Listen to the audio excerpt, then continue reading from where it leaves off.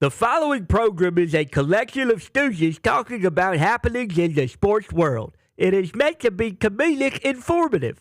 The opinions expressed on this show do not necessarily reflect the beliefs of their peers, their boss, or ESPN. There may be some cuss words because that's how humans in the real world talk. If you are young, please seek permission before watching any further. Hey. What? Let's go!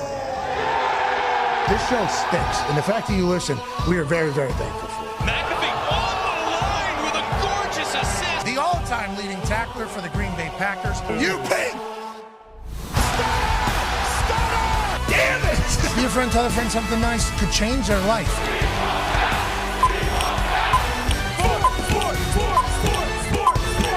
Hello, beautiful people. And welcome to the storied grounds of Canton, Ohio. It's Hall of Fame Thursday, July 31st. This program starts now. Football is absolutely magical, and today is the day that we can say that the NFL is officially kicking off its 2025 season. Here we go! Now today, just like many years in the past, this season will start right here at a place that has been honoring legends since 1963. This is the home of the Pro Football Hall of Fame. It is raining, and we clearly don't have speakers for the crowd. But what we do have is an excitement level beyond belief because football is back in our life for real tonight. Harbaugh will be on one sideline. MCDC will be on the other. And I believe we have a little bit of breaking news for the Detroit Lions fans. Tonight, starting for the Detroit Lions, according to sources, Kyle Allen will be getting the start, but we will be seeing Hendon Hooker from what we have been told. Now, for the Chargers, we do not have any inside source. But as that information rolls out today, we will certainly keep everybody updated. Tonight's game will not be littered with superstars. It will not be the guys that we know on every single part of the team, but it will be two NFL helmets battling in front of a building that celebrates greatness from beginning to end in a town that loves ball. Loves ball. We've only been able to be here for like the last 18, 20 hours or so, but as you drive through this town, it literally emanates ball. Everybody here loves ball. Everybody's committed to the Hall of Fame, and there's actually telephone pole wires that hold up that are two uprights, field goals. This entire city is committed to ball, and we're lucky to be here. It's not just me, obviously. It's obviously the boys. The Toxic Table is here at Boston Connor. Oh, gets it. Not bad. They get it. And at Ty Schmidt. Now, Ty, Green Bay Packers, Sterling Sharp going into the Hall of Fame. Congrats to him. We'll have a chance to chat with most of this year's class. But the Hall of Fame, beautiful thing. Lucky to be here. Cannot wait to walk through and see all the history of the greatest league on earth. Yeah, without a doubt. You know, we talked about this a little bit. I don't know if any of us, I don't know if you guys have. I know us three, we've never actually walked through and had a tour of the Hall of Fame. It kind of seems like something, if you're a fan of the NFL, you absolutely need to do, you know, at one point in your life. So really looking forward to that. Obviously, you know, all the fans out here braving the weather, but let's be honest. I mean, kicking off the NFL season, this is football weather. Yeah, you're damn right. Yeah, football weather today. And, you know, it was like 145 degrees yesterday up there in Latrobe, Pennsylvania for the Pittsburgh Steelers training camp. Okay. Now, fun fact that we learned from Jim, president of the Pro Football Hall of Fame, whenever they were creating the Pro Football, there's some Yenzers here for sure. Yeah. Yes, definitely absolutely. some Yenzers here. Whenever they were going to create this Hall of Fame back in the 60s, 1963, it was either going to be placed in Latrobe, Pennsylvania, or it was going to be in Canton, Ohio. So we just found that out this morning. Very cool football trip that we have been on over the last 2 days. And obviously, you can't come to this state without mentioning a man who's a former president of this state, a college football national champion with the Ohio State Buckeyes. Ladies and gentlemen, the all-time leading tackler for the Packers, A.J. Hawk is here.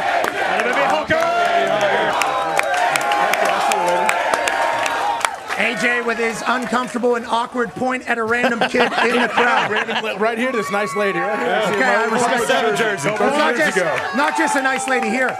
There's been people that have been here since like 6 a.m., 7 a.m. It's raining. We appreciate the hell out of you for doing this. We would not have done that for this particular show, but we appreciate that you are doing as such. The state of Ohio has been great to us. I feel a lot of kinship with the state of Ohio as people that grew up in Pittsburgh, Pennsylvania. Obviously, I go to school at West Virginia. These hills, these people, very similar. Everybody loves ball, AJ. I think that is one of the fabrics of the state of Ohio and why the Pro Football Hall of Fame in Ohio seemingly makes the most sense. Yeah, it makes sense, I think. I mean, look at it, like Ty said, this is football weather for people that actually truly care about football, not casuals. Yeah, they're here around the set, but I think they would be here either way, going around checking out the festivities, because this truly is the start of. Wow. Oh, yeah. Can't really catch it through my earpiece on that one, but yeah, we got a couple good ones.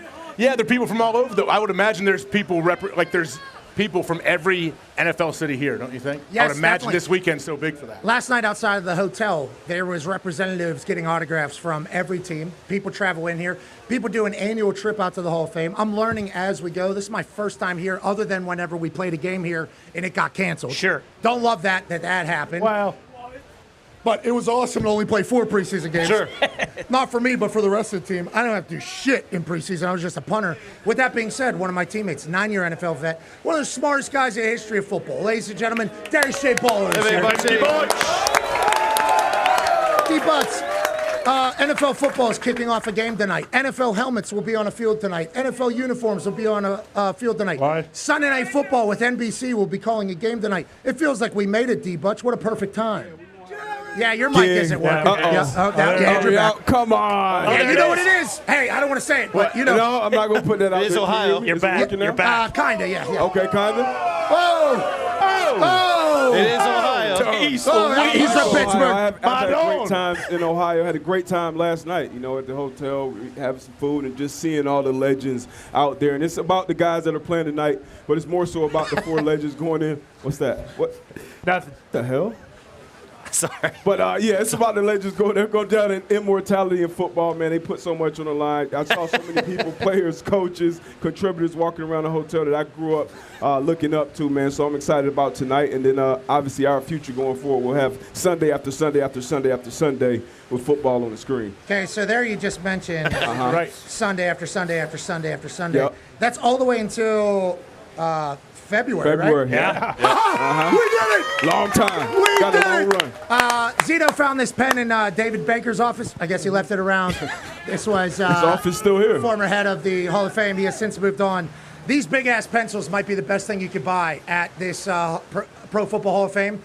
But with that being said, the Mark store that is outside, the merch that is here, the museum, the hospitality of everybody that has worked at this Pro Football Hall of Fame. Elite. It's a lot of, I think it's like 90% people that just live in this area. A lot of pride. Very thankful for everybody that comes in. If you've not made a trip here, I think this is something you have to do. Legitimately, I think it's something, if you're a football fan, I think this building right here, we saw cursive written letter from 1925 that had implications on how football would be run forever. We saw the actual letter that was sent from Lamar Hunt to Pete Rozelle back whenever the AFL was going to merge with the NFL or whatever it was. And I'll tell you what, I don't know who he is, but there's a guy named Larry something. We don't know his name for a reason. He was from the AFL.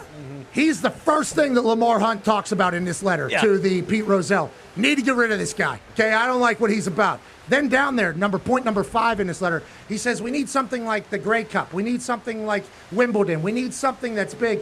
I have jokingly called it the Super Bowl, but we can obviously workshop that in this letter from 60-something. And then obviously that would go on to become the biggest game in the history of any league. And it's like there's artifacts like that from our league and from our game littered all over this building that I didn't know existed until they showed it to us earlier today. I saw my draft card, the one that was actually turned in whenever I got drafted. It's like, this is football paradise, and it's the right spot to kick off a league every single year. Now, we are joined by a man named, he's one half of the Hammer, Dahn. Cowboys, AP Tone. Tone, are we gambling on the Hall of Fame game tonight? Yeah. And what should we be looking at here? We are 100% gambling on the Hall of Fame game tonight. As you said, two teams with NFL helmets are playing tonight, so we're definitely gambling on it. The Lions are favored by 1.5, so basically call a pick 'em. So you just pick the winner tonight. You mentioned that big news tonight that Kyle Allen will probably be the starter for the Lions. And then Hendon Hooker will see some time. Kyle Allen was really good in the preseason last year for the Steelers. He was 17 and 23 of 23 in the one game that he got. And then the Chargers side, they have announced Trey Lance will be the starter for at least a half. And then you get DJU. Uyunglele? Yeah, up and down Collins career. So you'll see DJU late. I normally side with the quarterbacks who I would give the advantage to Kyle Allen and Hendon Hooker in this spot. Trey Lance threw 5 interceptions in one preseason game last year. I don't know, though. The Harbaugh record is a lot better in preseason games than MCDC. All right, so it sounds like you. Both sides, yeah. Yeah, it sounds like we didn't really get an answer. I'm leaning Chargers. Okay, I mean, sweet. if you're betting on this game, you might have to call the number. If you're betting on the game. No. That's my We're talking opinion. about NFL football. It's been so long, D-Butt. Don't do that. This is March Madness of NFL Chargers football. are playing their rookies, too. Amarian Hampton's going to play. Trey Harris is going to play. It's going to be exciting to see those Yeah, guys excited to watch the game. Gambling on it, though, is pretty wild. We have no idea what's going to happen out there and who's going to run what plays. Joining us now, ladies and gentlemen, senior insider at ESPN. Ladies and gentlemen, friend of the program, Michigan man, Adam Schefter. Yeah, Shefty.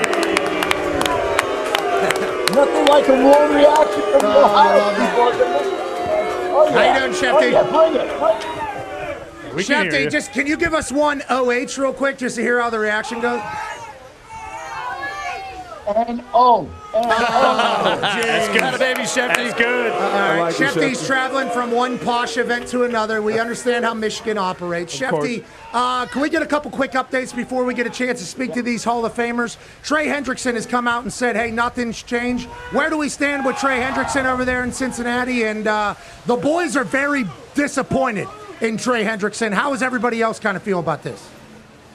Well, listen, they have near agreement on the length of the deal, the value of the deal, but not the guaranteed money in the deal. And that's the sticking point. And All right, I see you, Schefter. Appreciate you, buddy. I see you, Schefter. Adam Schefter. Is that Ohio's good hit? I don't know if that was just the entire state throttling Shefty there. I don't know if that was the Cincinnati Bengals throttling Shefty there, but I do know I couldn't hear a word he was saying. But it sounds like from what Trey Hendrickson has said, nothing has changed. And in my eyes, the only thing he would be trying to do is extend an olive branch. You guys, Oh, man. definitely Yeah, it was you. You're on SportsCenter yesterday saying, this guy tucked his tail. That's what you said. started it. I said, You said it, Israel. have said he You may have said tucked it. his tail. I like You two Trey. definitely said it. Well, what yeah, if a deal for gets done here? I think that would be considered a success. But it seems like everybody's thinking that Trey Hendrickson looks like a. Coward is what we said yesterday, but I don't know. That's if what you said. Yeah, You yeah. said. Not Sure. everybody else said that. Yeah. He is trying to get back into ball. He wants to get a deal done. That's what I think is a good thing. But business-wise, I don't know how this works out for him. I hope it gets done. But every day he's not on the field. It's a new D coordinator, right? Yeah. New D-line coach, Yep. new everything. Is he getting traded? Like, how do we see this ending? If we could just put kind of a bow on Trey Hendrickson. I see him just eating $350,000 in fines and then playing. And then, hopefully he has a great year. And then next year he has a great free agency where he does get the money he wants. But coming in and saying like, yeah, no, nothing's changed. I'm just here now. It's like, okay, well, everything you set out to do, you've accomplished none of it. So that kind of stinks. We all, like we said yesterday, think Trey deserves $35 million a year. So, like, because of that, if you and other people believe that, which a majority of the people do, then you stay. Like, it reminds you of the Chris Jones thing. When Chris Jones was going with the Chiefs, he was eating all those fines, but he still stayed strong. He missed the first actual game against the Lions at home when on banner night he was up there with the Katz brothers in the suite, and then he got paid a bunch of money, and then after he got paid a bunch of money, he got an extension. So it's like, hey, Trey, you did the exact opposite thing. You bent the knee to Mike Brown, who was basically shitting on you for 3 months. Katie Blackburn was saying stuff about you for 3 months. And now, after this started in February, it's over in July with you basically just looking like an absolute clown because that's from your point of view. From my point of view, because you deserve $35 million and you're going to play for 16. Well, we'll see. Maybe they'll give him a little bit of a raise. Maybe this olive branch will be nice because that was originally being talked about. All I know is Trey Hendrickson back in football camp. It's because he's a football guy. Yeah. Love you, Trey. He's a good team guy. He's a good team guy. Yeah. He was talking to Shamor He's coaching Yeah, him he's up. coaching Helping him out. Hey, you need Shamar to do needs this. it. Can't just run your shoulder into an offensive lineman's chest. Not going to work. Maybe use your arms a little bit. That's good news. Maybe the Bengals make a run. And also, people are saying that Joe Burrow right now is looking better than he's ever looked. This is the best Joe Burrow that they've ever seen. Obviously, he's only had a couple healthy training camps. The Cincinnati Bengals notoriously start very slow. Put themselves in such a deep hole that all they're trying to do is climb out of it the rest of the season. Will this year be different? And is Dre Hendrickson starting week 1? Ooh. Yes. I'm going to say yes. Yes, because even if he signs 3 days before the game, he should start. Yeah. AJ, how'd you feel about being on SportsCenter telling Trey Hendrickson he I see. popped his I tail? missed that. You let me know when I got here exactly. Thought you were a player That's guy. how they popped me up. Taken out of context. I think I was think so, talking. too. I was speaking as if I was Ty wasn't. Schmidt. I was Yeah, relaying a okay, message classic from him. journalism. I don't know. Ladies and gentlemen, it is time to celebrate the Hall of Fame. It is time to celebrate this year's class. Ladies and gentlemen, joining us now is a man who is the all-time leader in touchdowns at the tight end position. Changed the game. Kent State basketball legend. Chargers icon. Now, officially, Pro Football Hall of Famer. Ladies and gentlemen, Antonio Gates. Careful. Sir, it's tight. It's tight. It's slippy. Athlete. It's an athlete. It's slippy down there. Here you What's go. up, man? See you too. Hell yeah, be careful. Don't lean back. Hey. What you say? They got to be an athlete to get up here? Yeah, man, you got to be the major athlete to get up here on this little stand. Well, thank God it's So- you, because we went through your shit today. I don't think we knew your history. We knew you were a Kent State basketball player.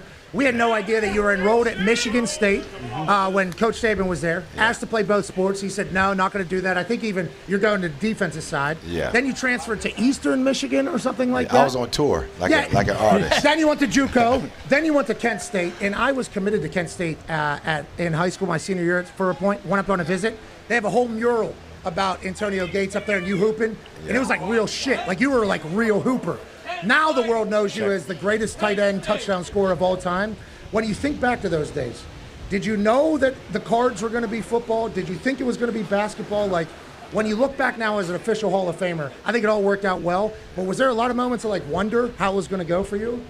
Well, you're always optimistic that things will go the right direction. But for me, it was just all about basketball at that point.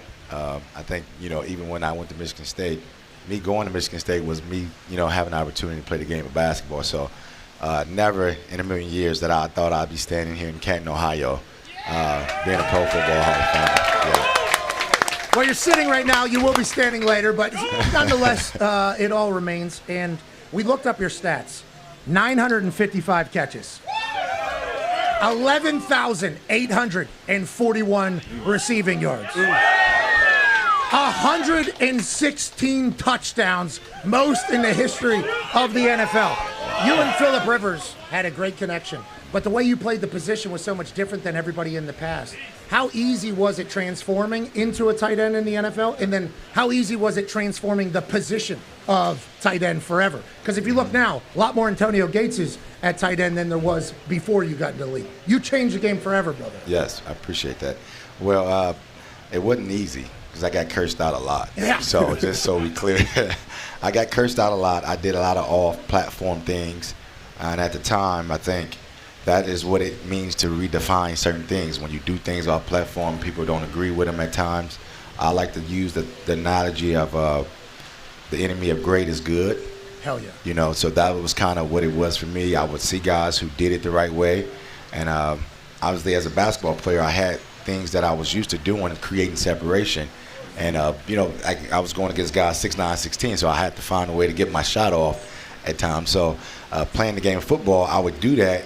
And coach say, go to 16. I'm like, well, he's sitting at 16, coach. I'm going to go to 14. Yeah, a guy that knock your head off sitting at 16 yards. I'm not going to 16, coach. And I think what happened is that they start giving me the ability to make the adjustment. And I think when you think of a good athlete, you think of his ability to adapt in the actual space at that moment. And so when I would run a route, I never really know what I'm about to do. I just make the adjustment at the right time, and I think that's what gave me an opportunity to be successful in the game of football. So, on that note, we were talking about you earlier today. A.J. Hawk was a rookie. Yeah. And preseason game. Yeah. I don't know if you remember the rep. He does. You were on, I think you were at the end of the line, then you motioned out a little bit. Yeah. And A.J. Hawk, linebacker, has you. A.J. was trying to disguise that he was not covering you, okay? You knew this guy. You guys did a skim milk check on this guy.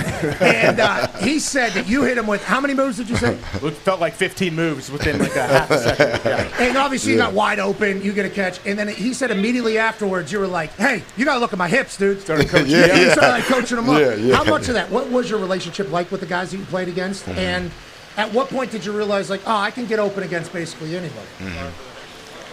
Well, I think, it's a natural reinforcement when you make, catch passes. So when I first started in the NFL, I went against a guy named Rod Woodson. He was playing safety for the Raiders at the time, and I was a rookie. And I had been playing video games with Rod Woodson my whole life. So I remember Drew Brees was the quarterback at the time. And they called him to play, and it's like a slot. I'm out the slot formation, it's backside, and it's one-on-one. I got a corner route. And in my mind, I'm thinking, I've been playing video games with Rod Woodson. There's no way I'm going to get open against this dude. He's a Hall of Famer, right? So I went up and made a catch on Rod Woodson. It was like a third down conversion.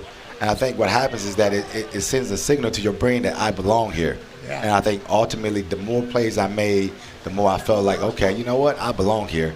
And I think you got to have it mentally first before you can obviously play it and let it come out in the game. So you got to have it mentally to make no mistake about it. No matter how humble I sound, how humble I seem, when I play, I feel like I got this dude. Yeah. I can beat him. You got to have that part in order for it to, come to fruition in real life. The conversation with the lads afterwards, that was Rod Woodson, bro. Yeah. Did you see that? Yeah. D-Bud has a question for you. Yeah, a lot of the guys playing now look up at you. Pat mentioned it. You changed the position. But who were some of those legends, some of those Hall of Famers? I know Kellen Winslow Sr. played for the Chargers. Who were some of those legends you looked up to coming up at the tight end position?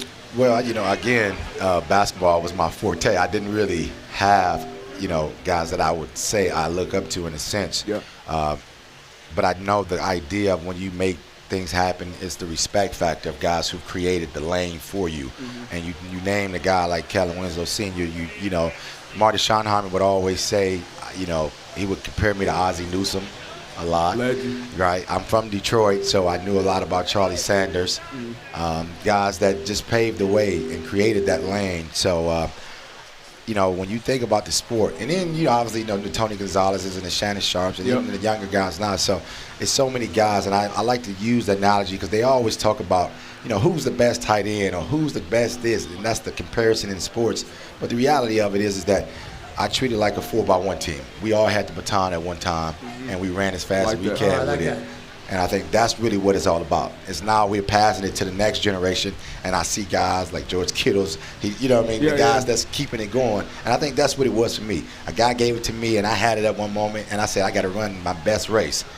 Fast and then pass it to somebody else, and hopefully they run, hey, it's your turn. You got to run fast as you can. And I think that's really what it's all about.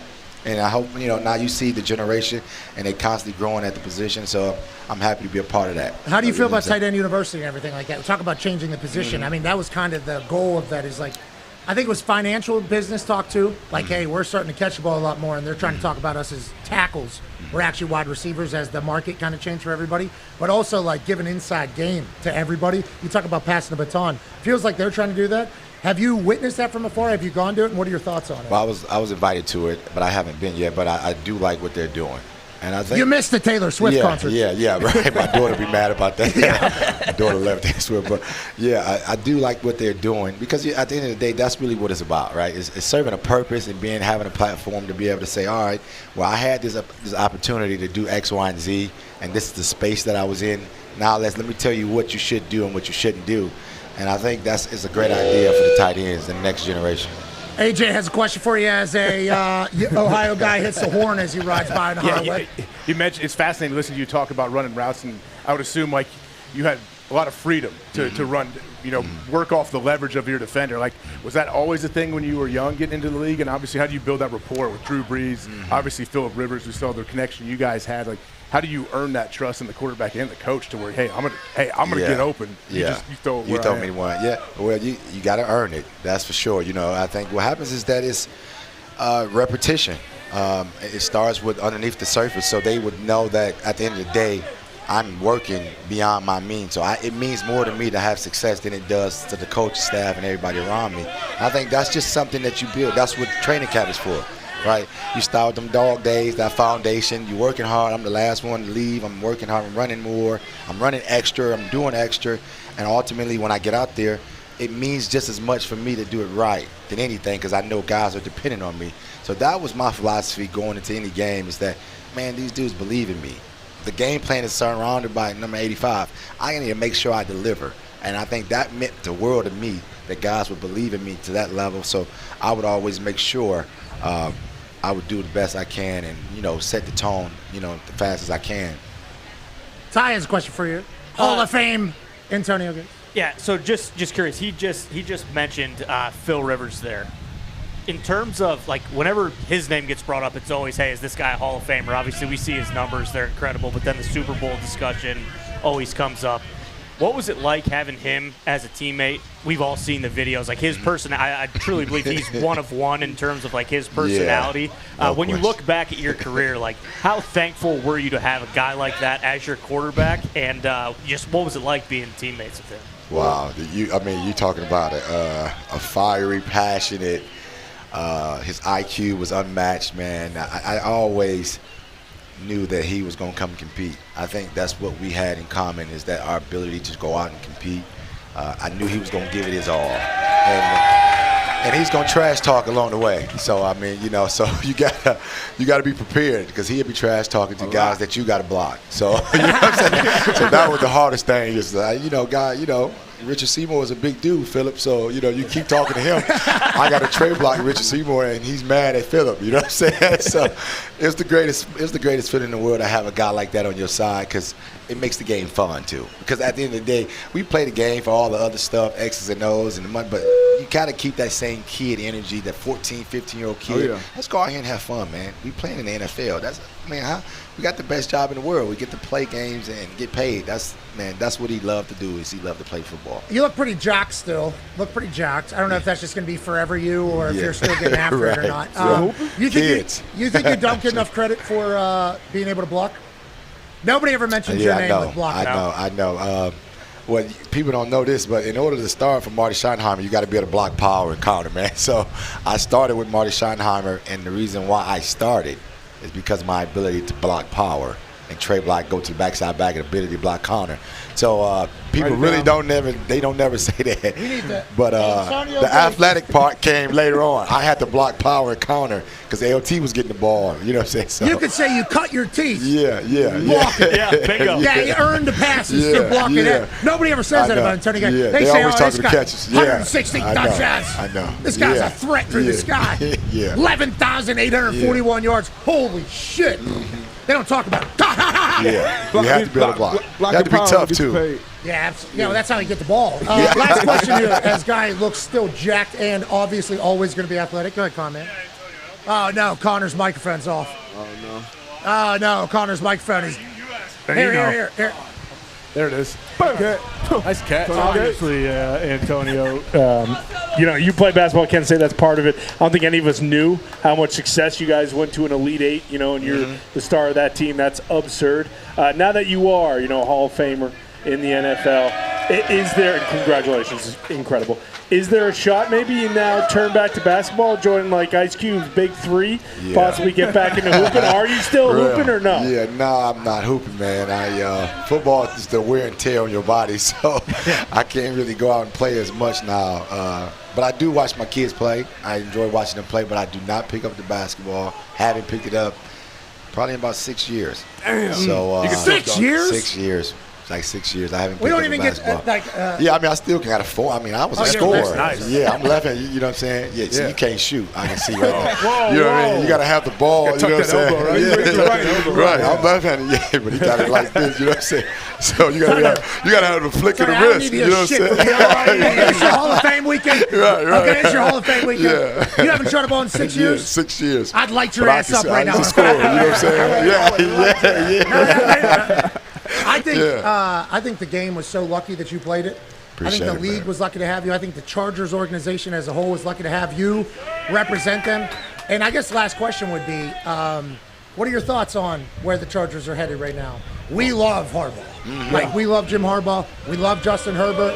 We love national champion in Michigan, Jim Harbaugh, now the head coach of the Los Angeles Chargers. The ownership spent $300 million on a practice facility in 2024, 2025. Like, that never happens anymore. The Spanos feels like they are trying to move the chips in. Tough division out there. We all understand that. What are your thoughts on the state of the Chargers and what it could be out there in Los Angeles? Well, obviously, the more they be together, the more continuity that they would build. Last year was his first year as a head coach, and we were super excited. And to see the situation with what I thought was going to be a challenge to change the style of what the West Coast ball is normally like, coming from the Midwest, the running style. Oh, got it. To see that, because in West Coast they like to throw the football. So to see that, you start building the foundation from the offensive line and start building out, and to see that happening and us winning games is refreshing, to say the least. So I'm super excited about what they're going to do after a year under Harbaugh, and then the guys being together, collectively for a whole year. Who wins tonight? And by I mean, I got my shirt on, man. You know what I mean? I got my shirt. You ain't got to ask me no questions. Okay, we got some real degenerates around here that are going to gamble on tonight's game. Yeah. Do you have any inside information on the Los Angeles Chargers tonight? Yeah, they're going to play. Okay. Ladies and gentlemen, They're playing tonight. Hall of Famer, all-time leading touchdown scorer at the tight end position in the history of the NFL. Legend, ladies and gentlemen, busted-ass jumper having. Appreciate you, man. Appreciate it, man. Appreciate it, bro. Good seeing you, man. Yes, sir.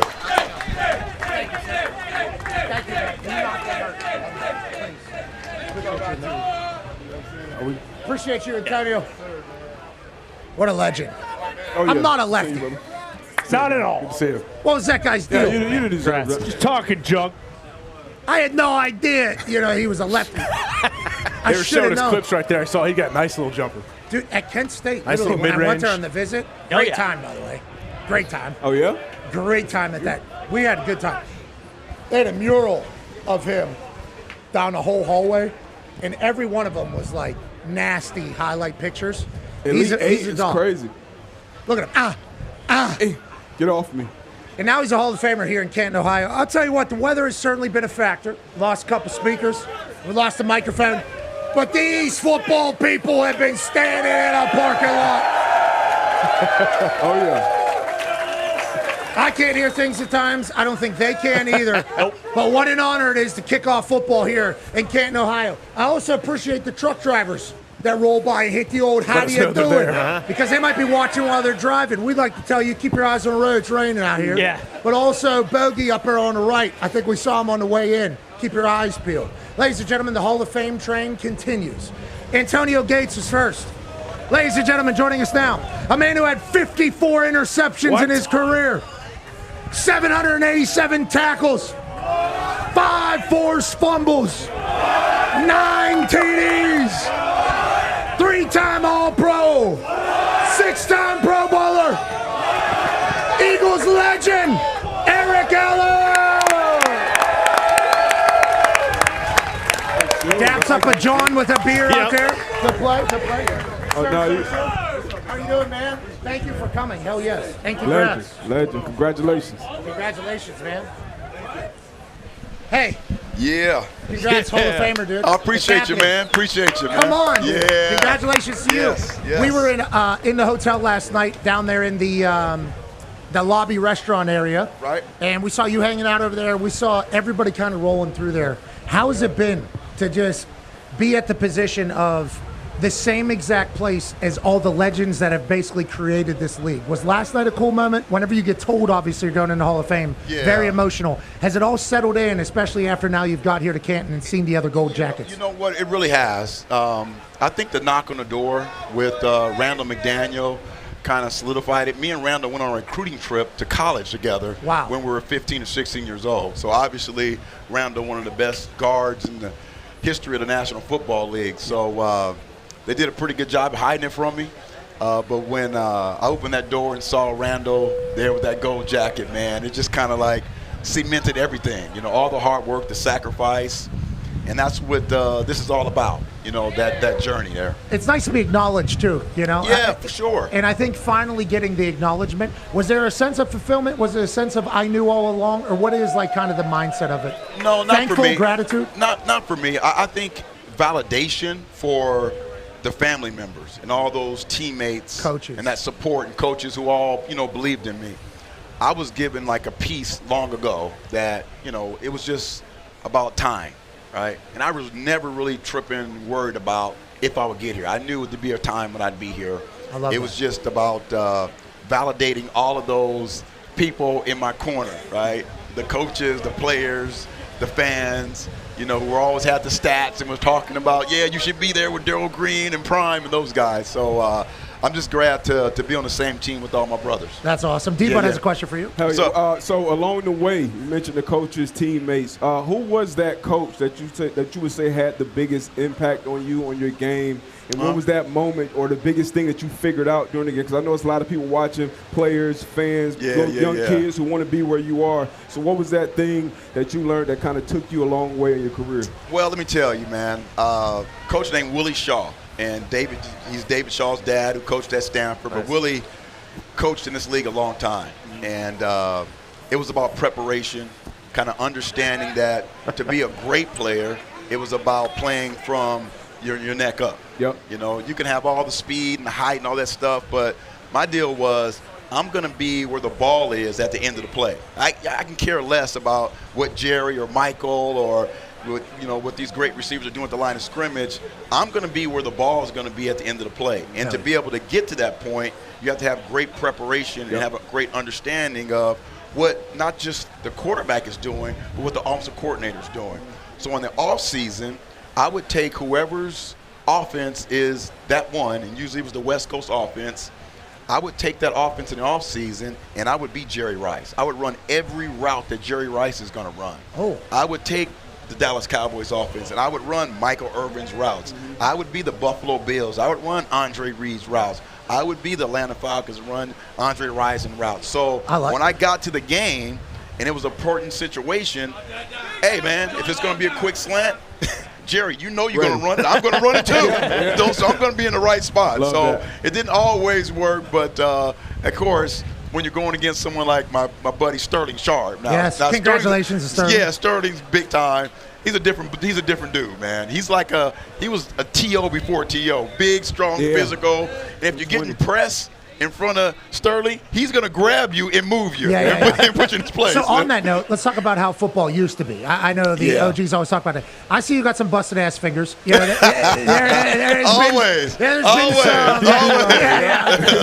jerseys, obviously, and helmets and everything. Yeah. When you view today's game and today's DBs, I mean, we got guys running 4.2s, 4.3s out there, and they're not allowed to grab as much. They're going to be, very tricky with it. Right, what do you think of the state of DB play right now and covering people? I love it. As many of you know, I work with the Raiders, so I do post-game, pre-game, interview players, and my deal is I love talking to the receivers, Devontae Adams and those kind of guys, to kind of get an idea of what the DBs now have to deal with. And, man, not being able to get your hands on guys now, man. Not able to dislocate your pinky on this guy's chest.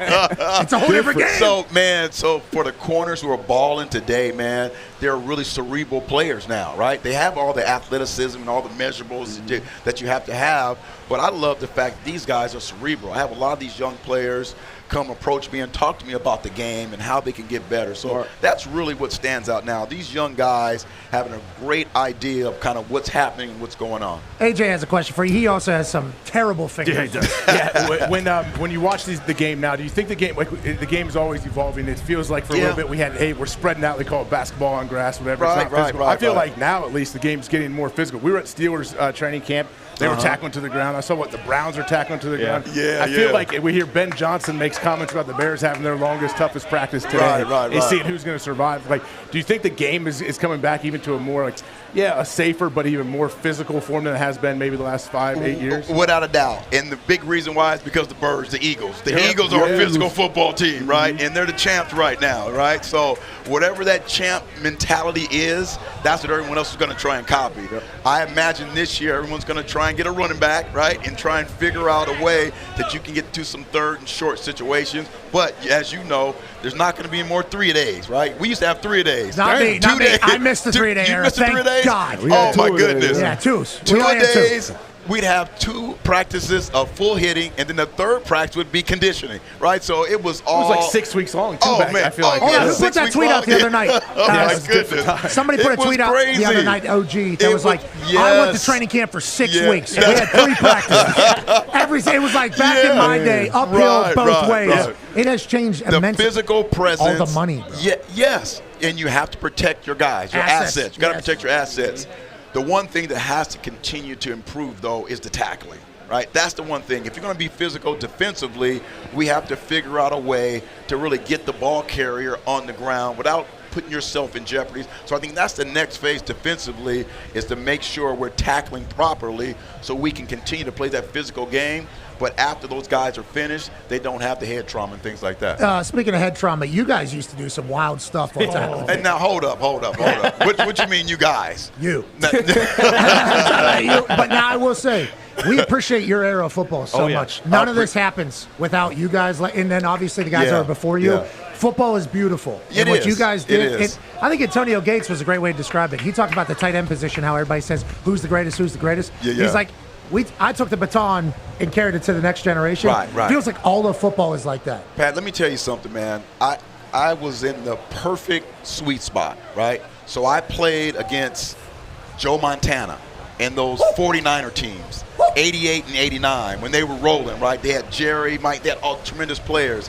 I ended my career playing against Tom Brady. So I have a window of looking at all these great players, and then I'm able to sit on the sideline and watch Mahomes. So I just kind of take it all in, and it's changed from era to era.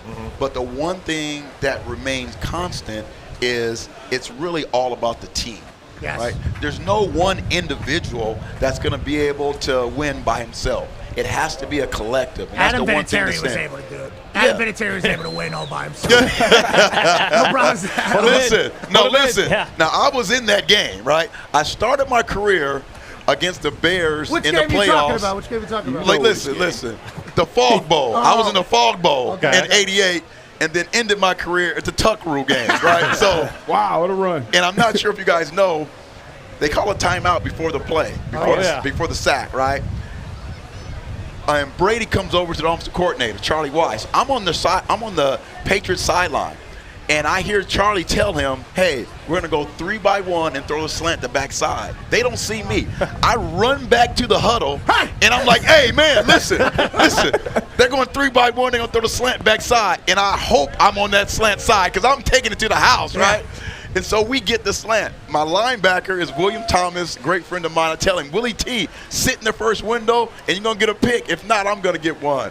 So Woodson comes off the side, sacks him. I run to the sideline, tell everybody the story, and then there's that pause. Oh, no. That pause. And that referee, whoever his name is, he goes to the sideline, and he's looking up and listening to this and that. I'm not sure what happens after that. Gets the call. And now Raiders fans forever. That's right. The league's against us. That's right. They are. Yeah, that's They are, for sure. And by the way, Adam Vinatieri misses that kick. We don't have the conversation. Yeah, exactly. That's right. But Adam Vinatieri does what Adam Vinatieri does. Walks out in the middle of hell and knocks that thing through just to make sure you understand. Diggs has the last question for you. All right. Yeah, Eric, you started your career with Buddy Ryan. You ended your career with John Gruden. Now you get to see Pete Carroll almost every single day. Yeah. Do you like when the head coach has a big personality, is a little feisty? Yeah, I do. I think that bodes well, especially for our group being the Raiders. This is our 5th head coach in 5 years, right? But Pete's the kind of guy who can get it done. He has receipts that he's been there to the big games. When you go to Kansas City and you're playing the Chiefs, you're playing the Chargers, you're playing the Broncos, who have coaches who have been there and done that before consistently, you need to have a coach that has done the same thing. And I think him and Gino are going to bring a little more pepper to the Raiders. Speaking of pepper, how's the speech? It's good, man. It's good, man. You feel good about it? I do. I do feel good. In the mirror, we've done it. In front of family, we've done it. Only to ourselves, we've done it. How much work? You know what? When I'm sleeping at night, boom, I go over it. It's in there. The only thing is guys on the teams are giving me calls late. You know, whoever they think is going to call late is going to get mentioned. But no, they're no. I keep looking at the Venmo. The Venmo's not getting bigger. So, you know what I'm saying?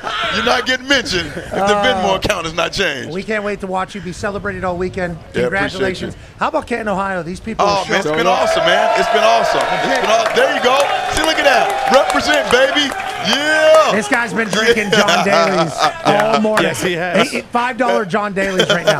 That is what I learned. Eagles fan. There you go. And then the Philadelphia Eagles, John over here was chugging a Oh, beer. yeah, with the cowboy guy right here. Yeah. That's yours, buddy. It's yours.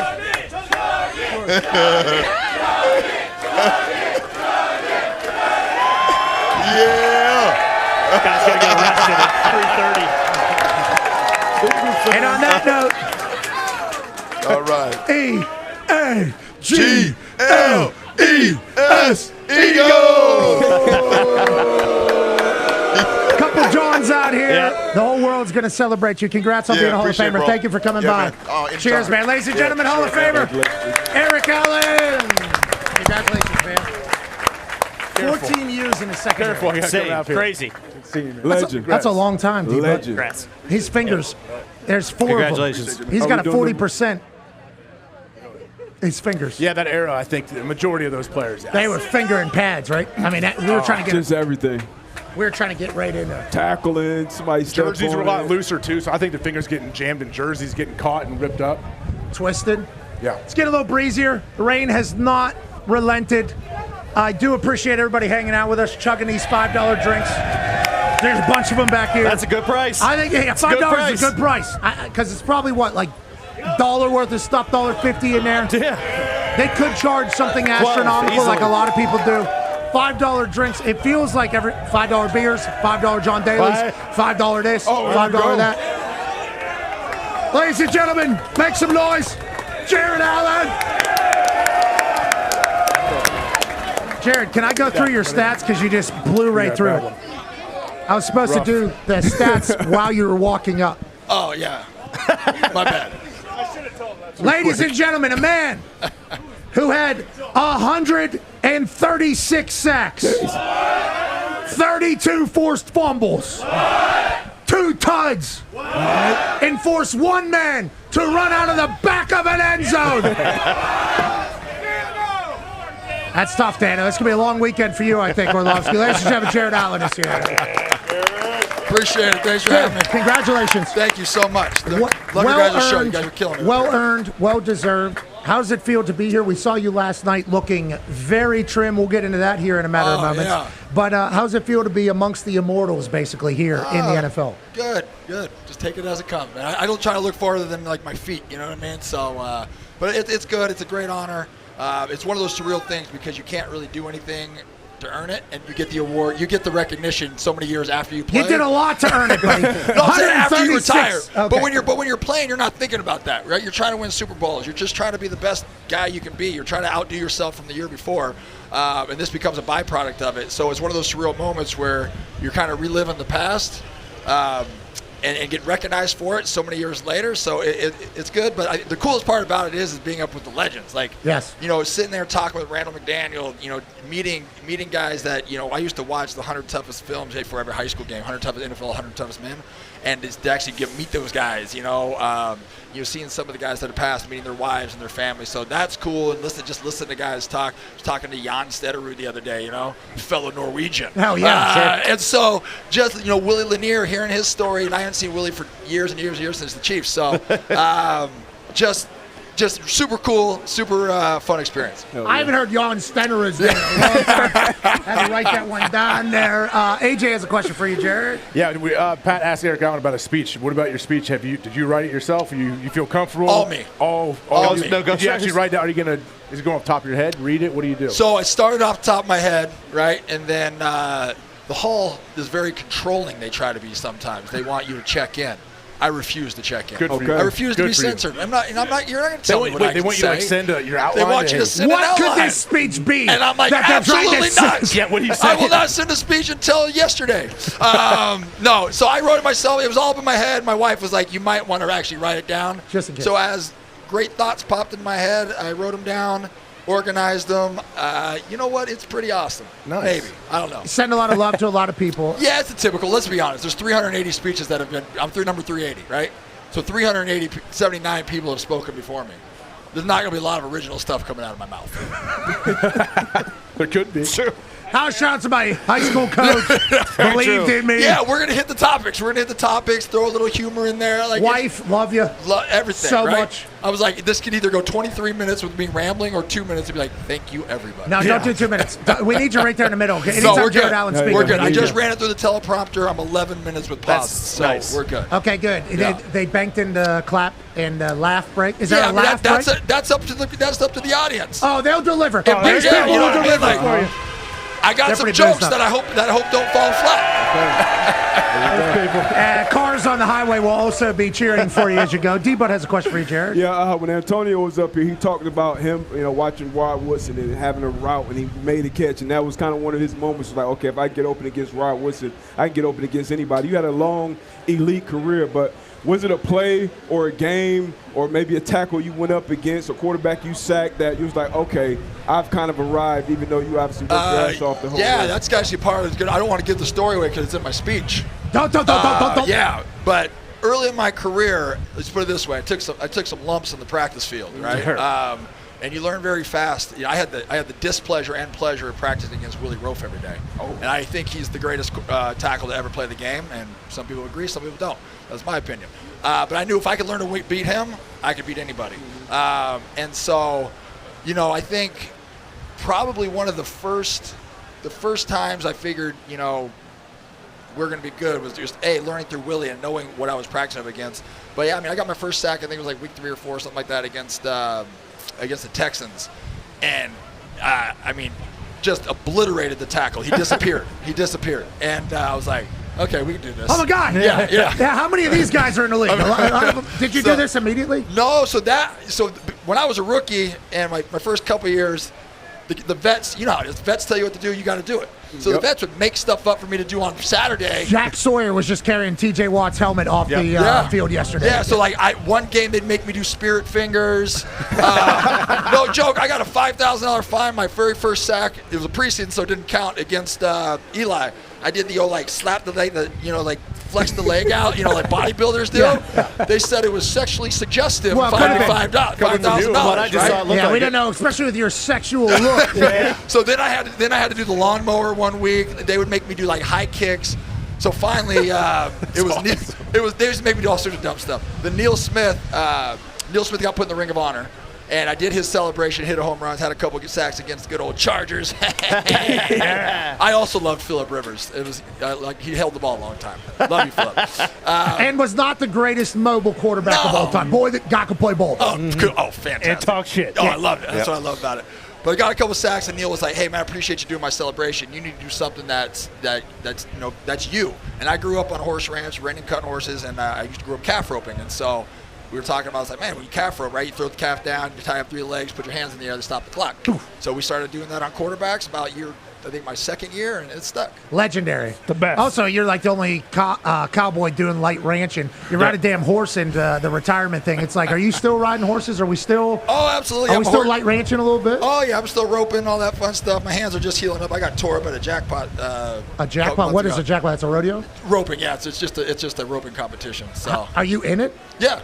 Are you by far the largest human being that's on top of these horses that are doing these things? Yes. Now, on that note, you're much smaller than you were. Correct. Are you, I don't want to give away the story, but as soon as we saw you, we thought you were doing the Ironman cycling race. That post-NFL career. Yeah, nope.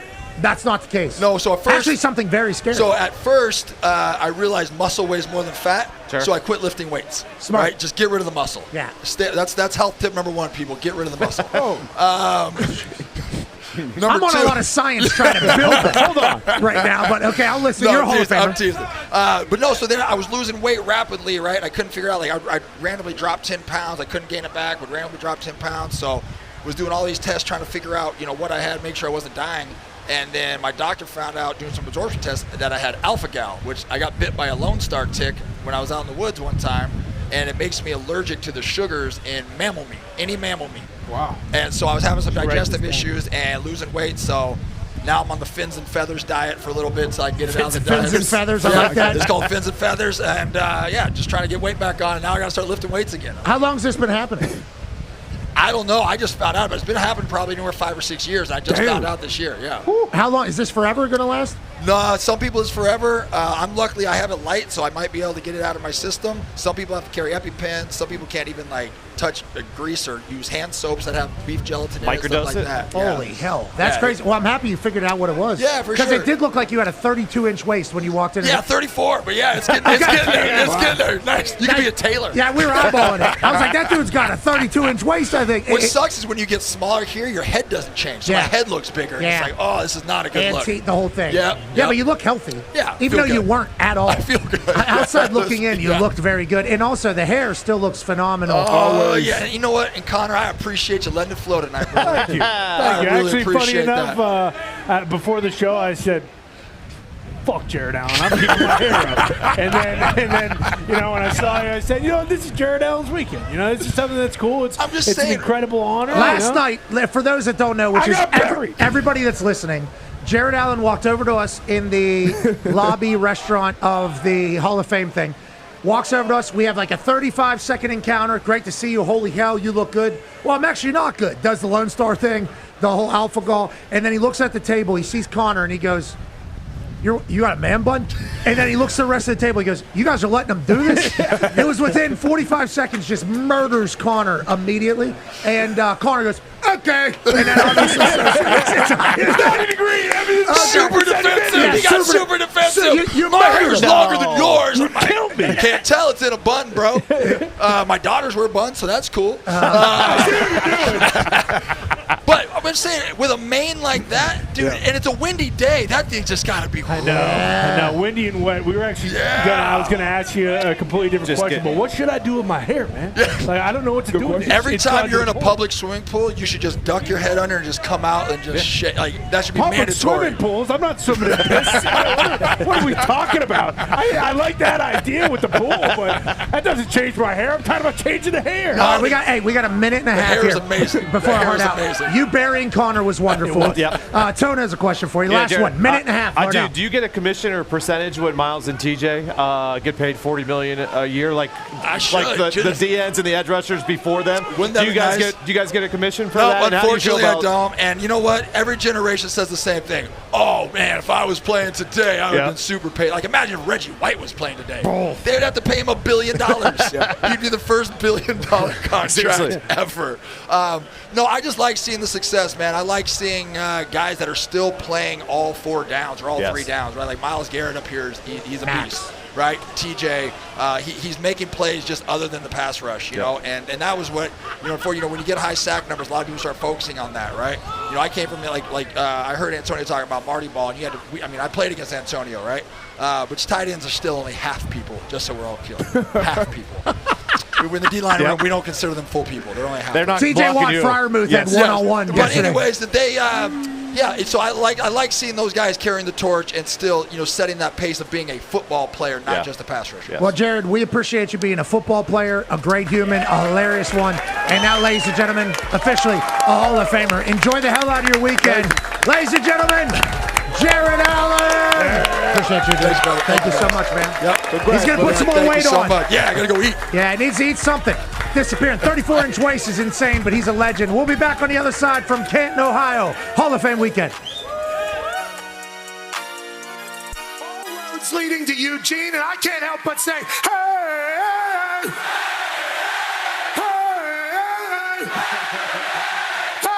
Hey! Hey! Hey! You make me wanna jump, put my hands up and pick my heels up and all again now.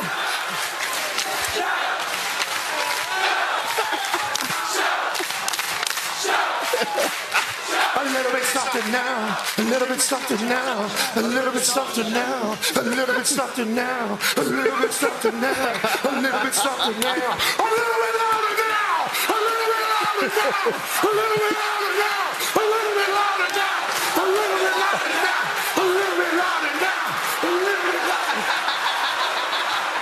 Yeah, it's awesome. It's a great day in Oregon. We We got a cannon. OH. We are.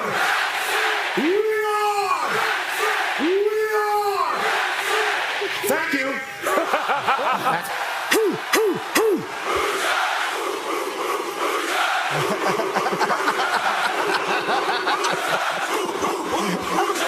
I love this. Let me go ahead and cock that thing. Boo ball. Boo ball. Ah, boom. Yeah, hell yeah, hell yeah. Hell yeah, Roughnecks. We got engineers, we got doctors, we got economists. We got real tests that have real implications happening. And all of these sons of said, give me college game day. Instead of studying, I had some questions about coming out here to Berkeley, but after experiencing it, it is very evident that this is one of the best cities in this here United States of America.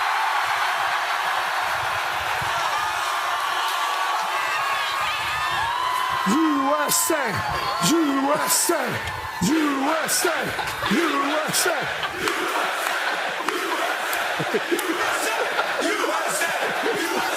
And this represents everything that is great with this country, with our sport. It doesn't matter which way you view the world. It doesn't matter which part of the country you're from. College football runs through our soul. And that is what a celebration today is all about. I am thankful to be here amongst these nerds and future geniuses and future people that are going to run this place. It's an honor to be in Berkeley. It's foggy. I think there's some skunk. The following program is a collection of stooges talking about happenings in the sports world. It is meant to be comedic informative. The opinions expressed on this show do not necessarily reflect the beliefs of their peers, their boss, or ESPN. There may be some cuss words because that's how humans in the real world talk. If you are young, please seek permission before watching any further. Hey. Why? Let's go. This show stinks, and the fact that you listen, we are very, very thankful for. McAfee on the line with a gorgeous assist. The all-time leading tackler for the Green Bay Packers. You pig! Damn it! Be a friend, tell a friend something nice could change their life.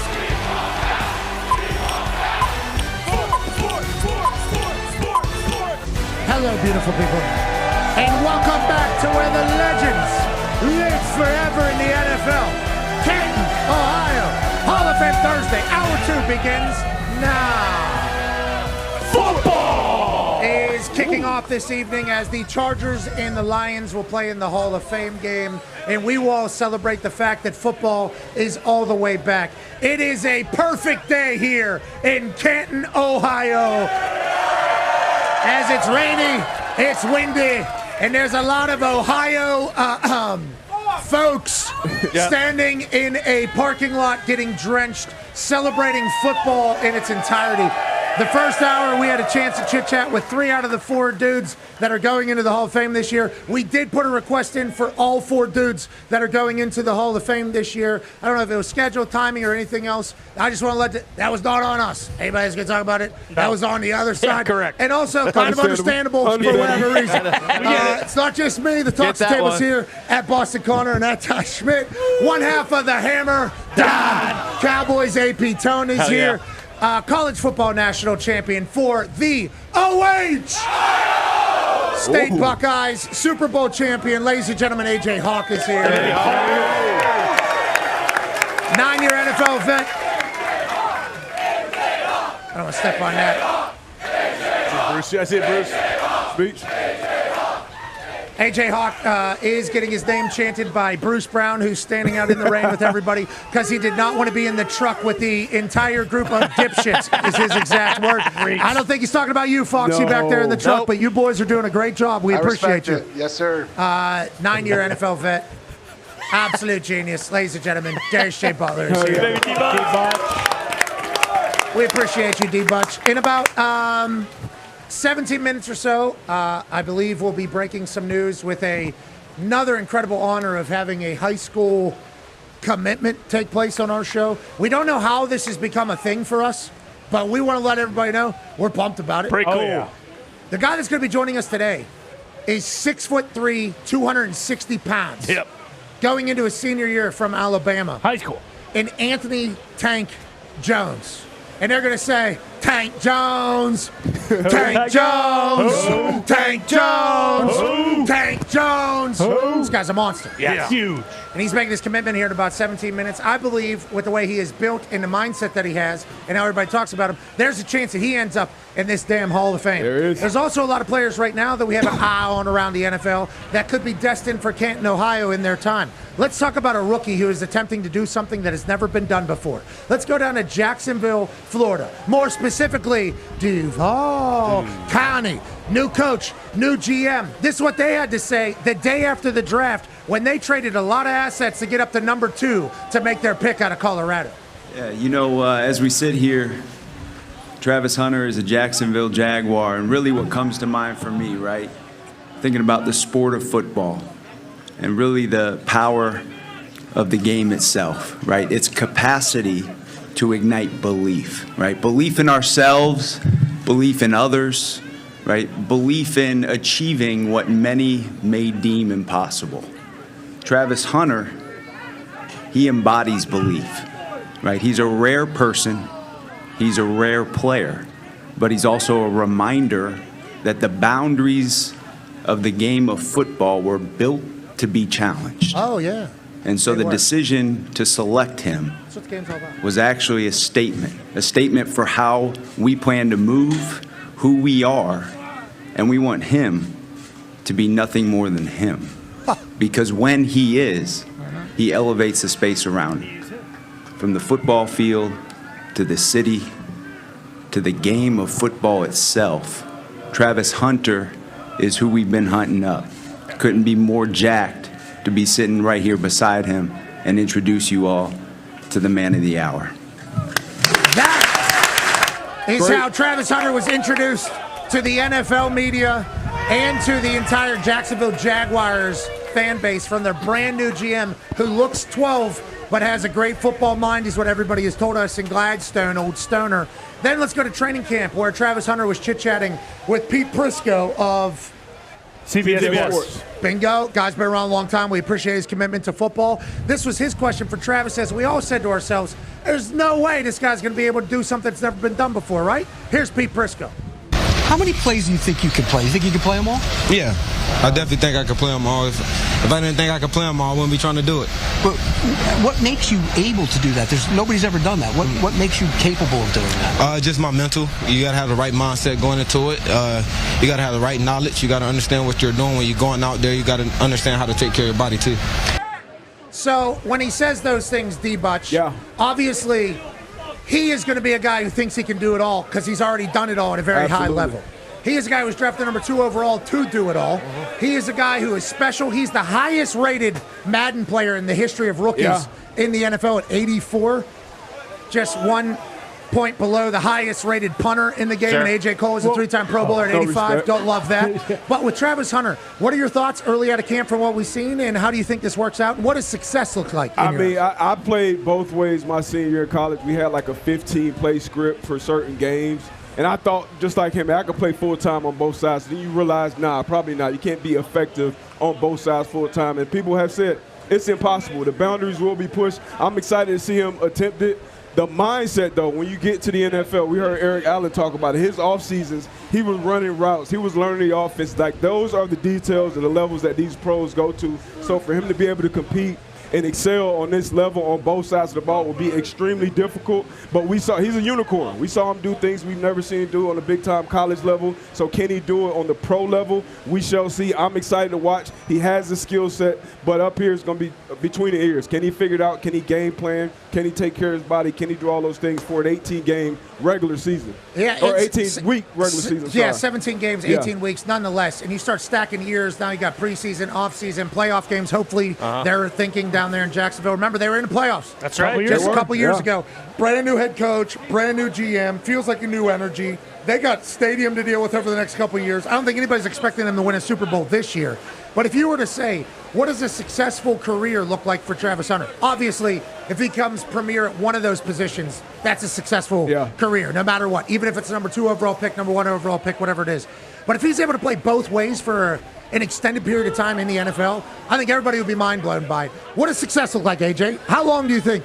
Man, success for him, obviously, if he's a premier player as a corner or a receiver. But I think if he doesn't have to play every single play, they can talk about, oh, can you play every play? Yeah, I could. Like, technically, I could.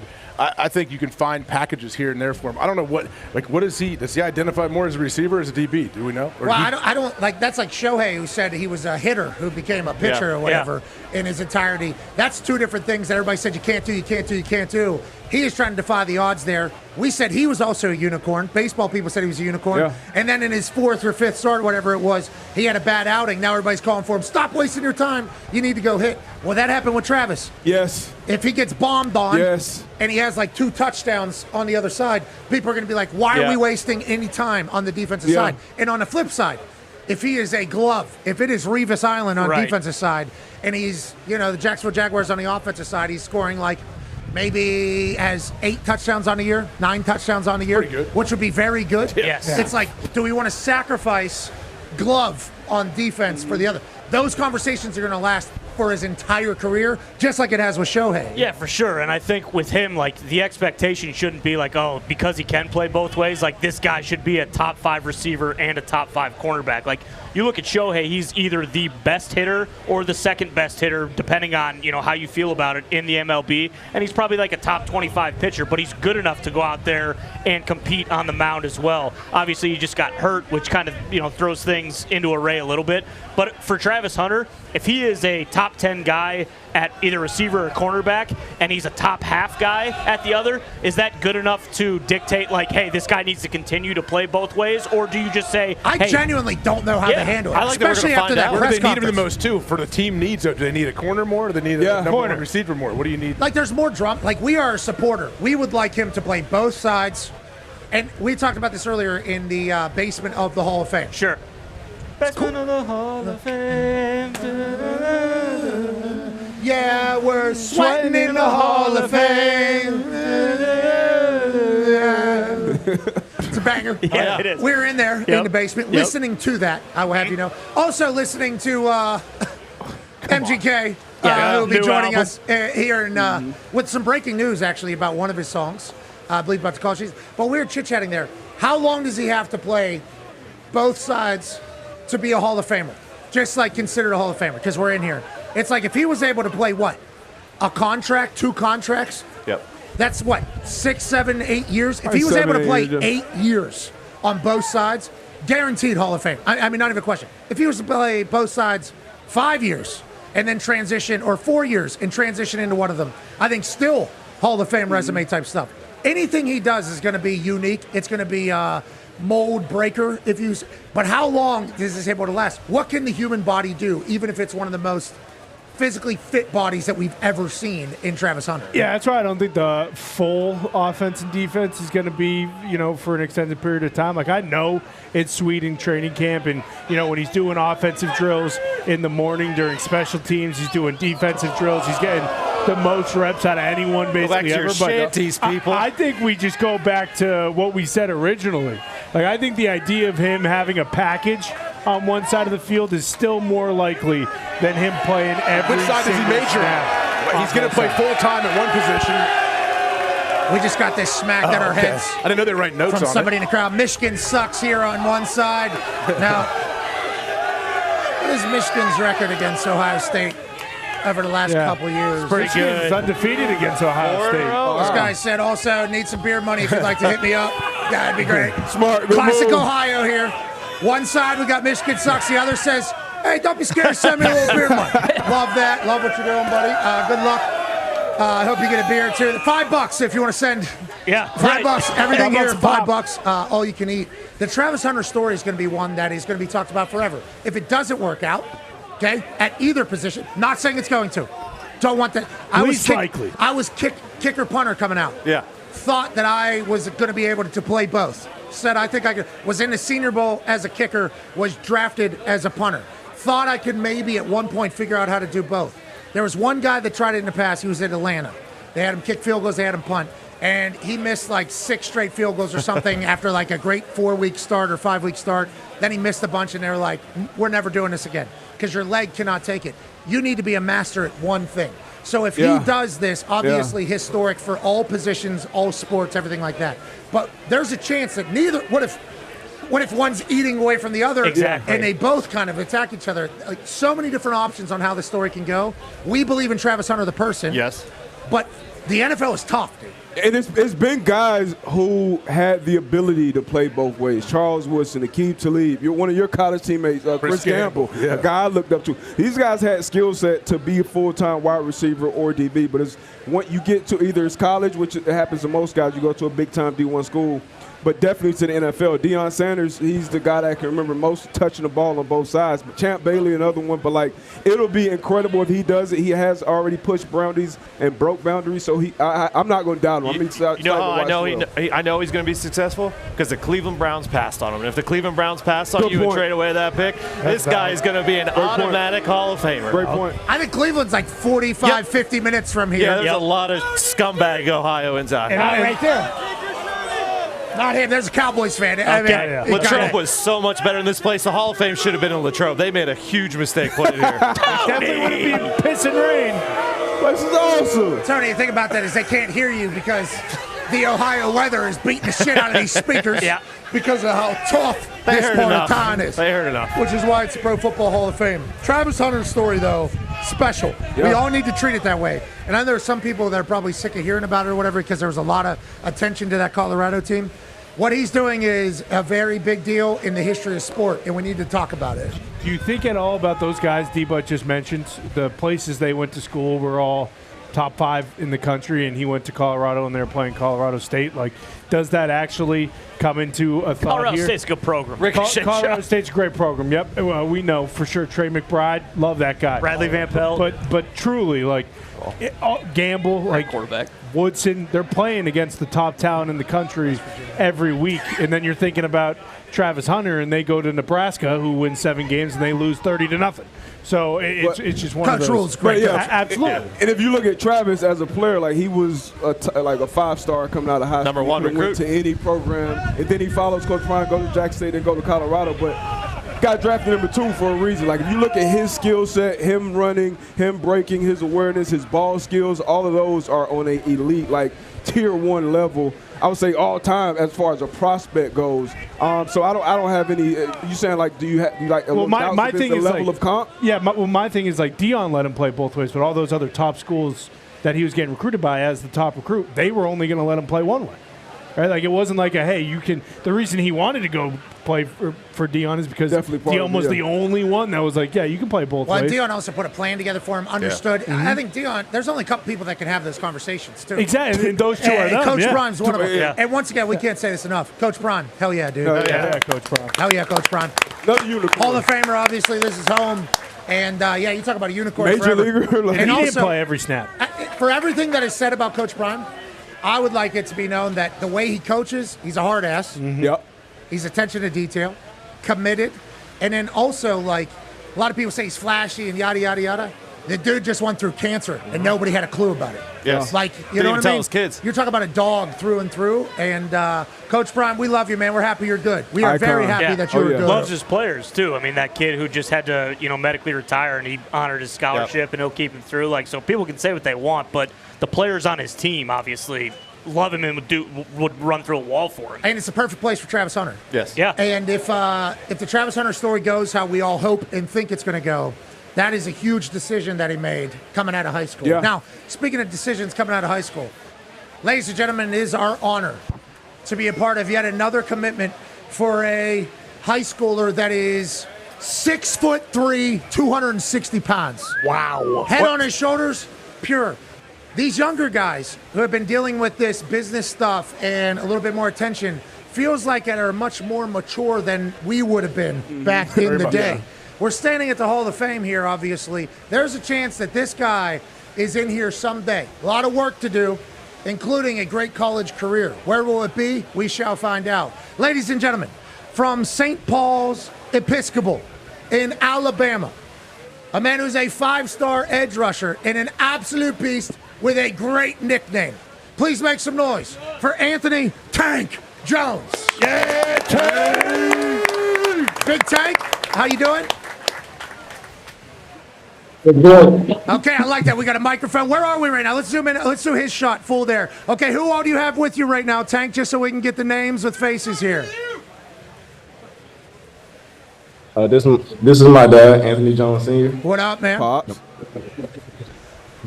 My little brother, Tristan Jones. What up, dude? Good to see you, buddy. This is my mom, Shanita White. Hey, Mama. Good to see you. Where are you right now, Tank? Sir? Where are you right now, Tank? I'm in my school theater. Okay, so you're in the theater. Is there people there, or are you guys just taking up the stage with nobody in the crowd? I got people here. Okay. That would have been a big-time move if you would have done that. Tank, please tell everybody in there that we're appreciative of the time today, and we're honored for this opportunity for one of their finest in the history to tell us where he's headed. Tank, I assume this whole recruiting process has been pretty awesome, but also maybe a little bit heavy. How has it gone for you and your family, and how much work has it gone into making this decision today? It's been a long journey, I can say. I feel like phone been blowing up. I just been taking it day by day, staying humble, and just keeping my head grinding and stuff like that. And I've just been thankful for it. Okay, well, it is our honor to be a part of this. We have your final three that has been basically all over the internet. Ohio State is not a part of the final three. We're live in a parking lot right now in Ohio. Tank had to say that. Alabama, Oregon, Texas A&M. Obviously, he has scholarship offers from everybody, including West Virginia, which don't love this, Tank, but nonetheless, Tank Jones, will you please let the world know where you will be continuing your football career? Well, first off, I'd like to thank the Lord. Without him, none of this would be happening. And I would like to thank my family, all the sacrifices they've made, the long nights, staying up, long flights, all that. And I'd like to thank the community also, and my coaches, and the school. Just the dedication they showed to me and the love they shown back to me. I've just been very grateful for it. And for the next 3 to 4 years, I'll be continuing my academic and athletic career at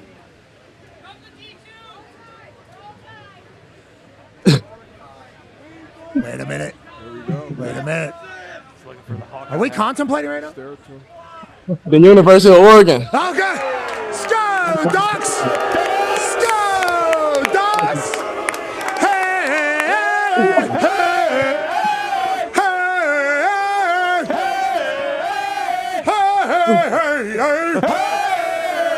Congratulations to you. Congratulations to Oregon. I know your school there is in the state of Alabama.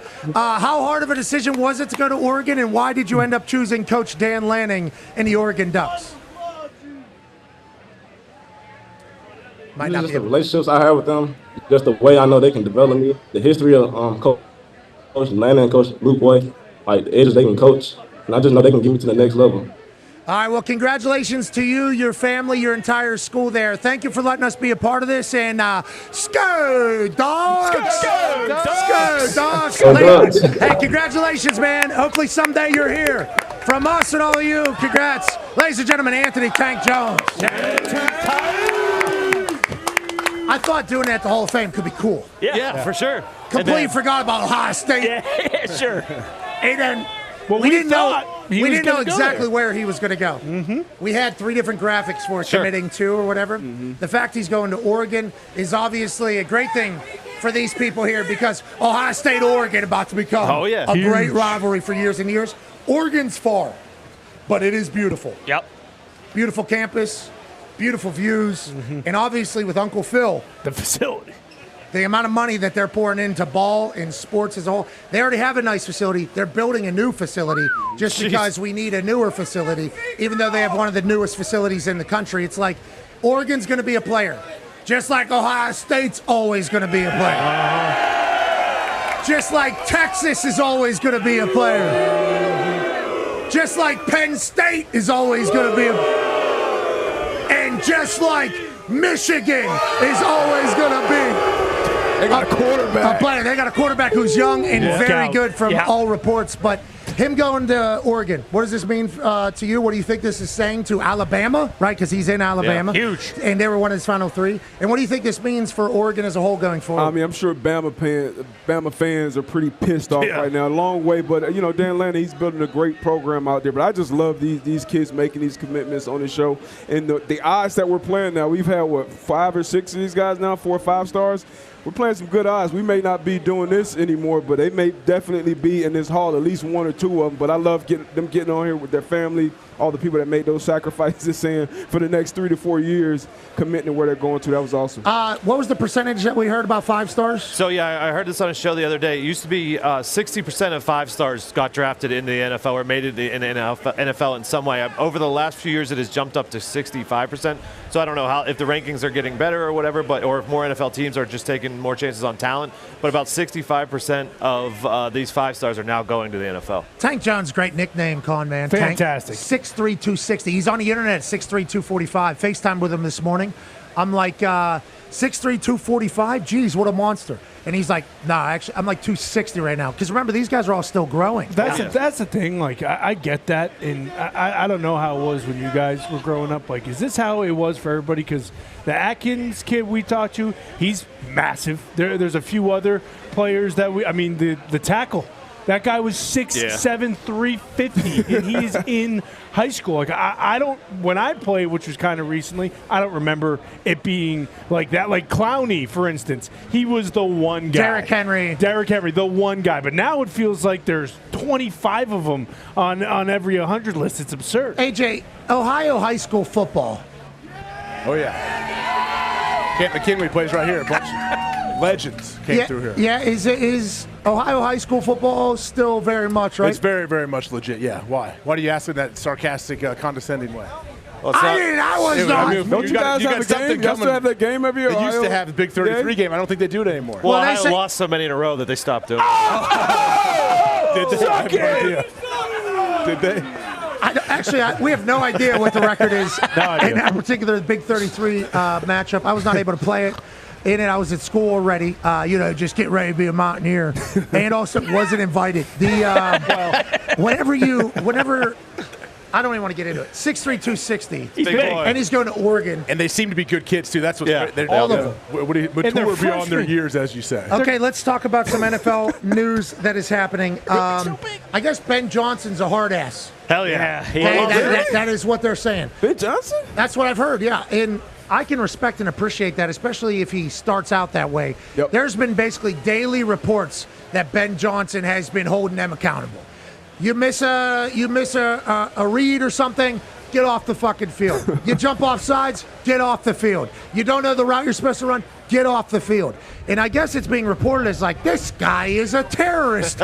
This guy is the meanest man of all time. Ben Johnson's trying to change the culture in Chicago quickly. That is very evident from what I've been hearing. How do you think it goes, D-Butt? Because obviously, if it goes well, it's good. But we've seen the Matt Patricia situation. We've seen the Mangini situation in Cleveland here, where I heard Guys McDaniels out in Denver. This can go the wrong way, but also it can go the right way. Yeah. And I think I like that Ben Johnson is leading with this as opposed to evolving. I think you probably feel the same. Yeah, you said something very big there. He's coming in, starting off as a hard ass. We've all had experience with coaches. It's one way to start off that way, and then you can get a little lighter as time goes, as you build that trust. But if you come in as a lighthearted players coach and then you try to become a hard ass during your tenure, that never works. But he chose this place. He could have went anywhere in the league for the last 2 or 3 years, and he chose to go to Chicago. He chose to go and coach Caleb Williams. So he saw something there. I think they had a good draft. I think they had a great offseason building up their offensive line. And now it's going to be about developing your quarterback. That's going to be his biggest job. And when you are the head coach and you're the play caller, you don't have to worry about leaving every year. He's going to build that continuity. So I'm high on Ben Johnson, Caleb Williams. I think they'll figure it out next couple of years. Chicago Bears might be the new kings of the NFC North. They're not. But we can do that. We can do that. Hey, we got a couple. We got a couple weeks here. We can still do that. No, they are. Let's do it. Ben Johnson's coming in there with a little accountability, just like every other team. Ben Johnson's coming in there with a quarterback who's picked number 1 overall with generational talent. Yep. AJ, as a Green Bay Packers legend, you scared to death that all of a sudden the Chicago Bears are about to show up in the NFC North conversation? No, I'm not scared at all, but I think it's good. Scared to death. It's good for the NFL. It's good for the NFC North if the Bears are good. I like to see a good rivalry game. The Bears-Packers matchup is unbelievable. The history goes back forever. But have you ever seen a coach say this before practice? Like declare that, hey, this is going to be our longest, our toughest practice. Let's separate the men from the boys. Who's going to survive it? You don't like it. Who wants to win Who wants to be king of the mountain? So that means first play at practice, you just got to annihilate somebody and start a full brawl with the whole team, right? Yeah. I'm He didn't say he likes fighting. Maybe. That's not what he said. These guys are saying they don't give a shit back here. About what? This whole topic. Guy's wearing a Dolphins hat. Yeah, but he is wearing a Dolphins hat. He would like to talk about Dolphins being all the way back. I think Dolphins fans are believers. They might not be as shite as we thought they were going to be. 'Cause any of these teams could be good, including the Bears, Tom. No, yeah, and I also appreciate that he's doing this now because it kind of just shines a light on. Apparently, Matt Eberflus was just letting these guys do whatever the hell they wanted at all times. I mean, we saw how many gaffes they had on both sides of the ball. So, like, I understand it. But, again, we do this with the Bears every single year. And Bears fans will say, like, hey, you beat the Packers once last year. They did. I don't know what you're mouthing at me. Okay, sounds good. But it's just, this is why this part of the calendar is awesome. Yeah, I know. Because we get to do every fan base gets to do this for the next 4 to 5 weeks. It's, hey, we're going to win a Super Bowl. Everything has changed. We got a new coach. We got this player in the draft. Like, that's why this part of the season is so awesome. And then when week 1 gets here, we'll see how much of this stuff is true. Another big question mark, Minnesota. They got a brand new quarterback. No, they're going to the NFC Championship. Dan Orlovsky. You already declared that. Dan Orlovsky said they're in the NFC Championship. The Dan Wagoner started They already. said they're going to be better than they were last year. Last year, they were playing in the last week of the season for the number 1 overall seed in the NFC with Sam Darnold. Correct. Now, J.J. McCarthy out of Michigan, national champion. Could be a guy. Never lost to Ohio State. Could be a guy. He absolutely could be a guy out here in the NFL. But anytime you got a question mark at the quarterback position, you got everything else happening around it that's great.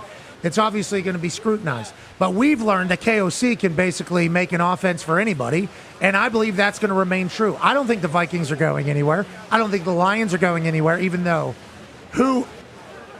their whole team's different. Yeah. Jared Goff's there, obviously. But whenever you talk about coordinators and everything else that's kind of having to change because you have success, it's brand new. I think they're still going to be around. I think the Packers are always going to be good. How are the Packers going to be this year? Well, like I said, it all depends on how Jordan Love does. I mean, their defense was much better last year. He's a guy, though, is he not? I believe he is. I think he was hurt for a lot of the early portion of the season last year and probably came back a little too early and got hurt again. But we've seen what he can do in his first full year as a starter.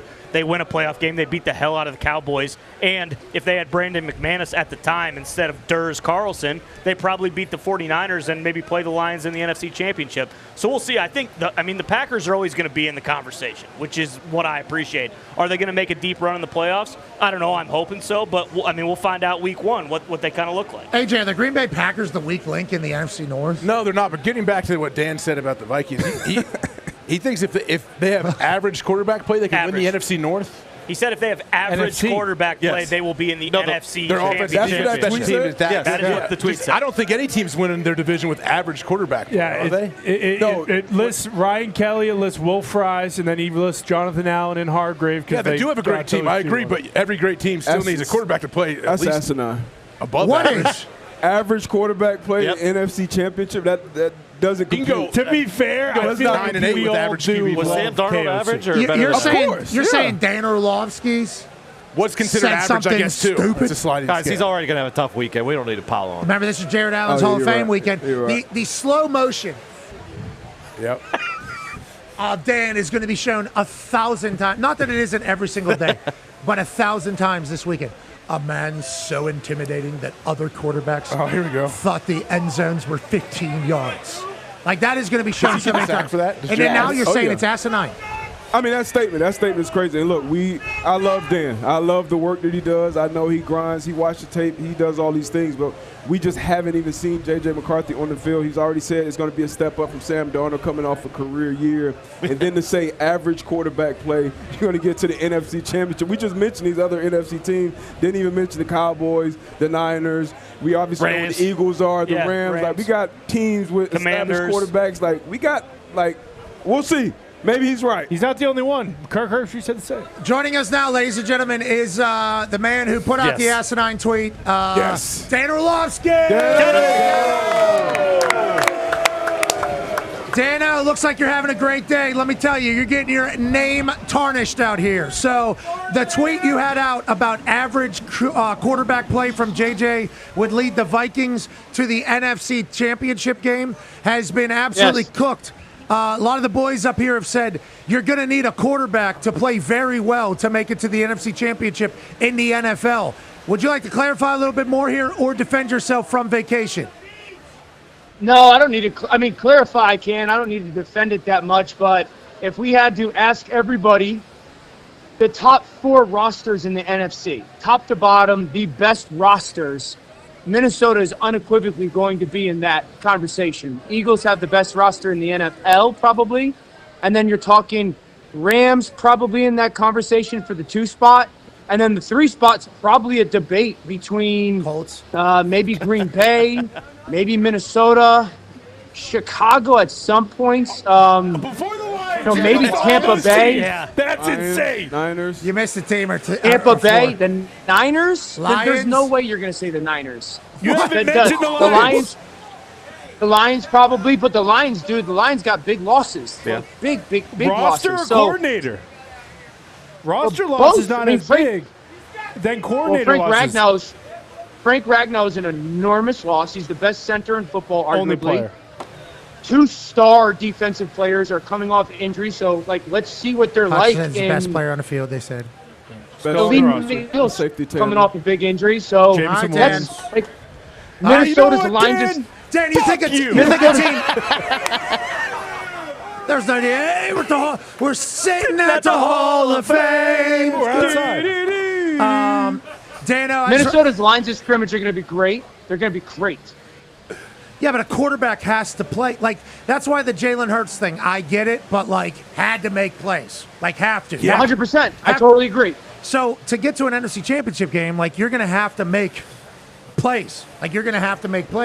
So, I don't think an average quarterback would be able to make the plays that are going to have to be able to make. Let me ask you this, and let's be completely honest about the whole situation. That'd be your first time. Jalen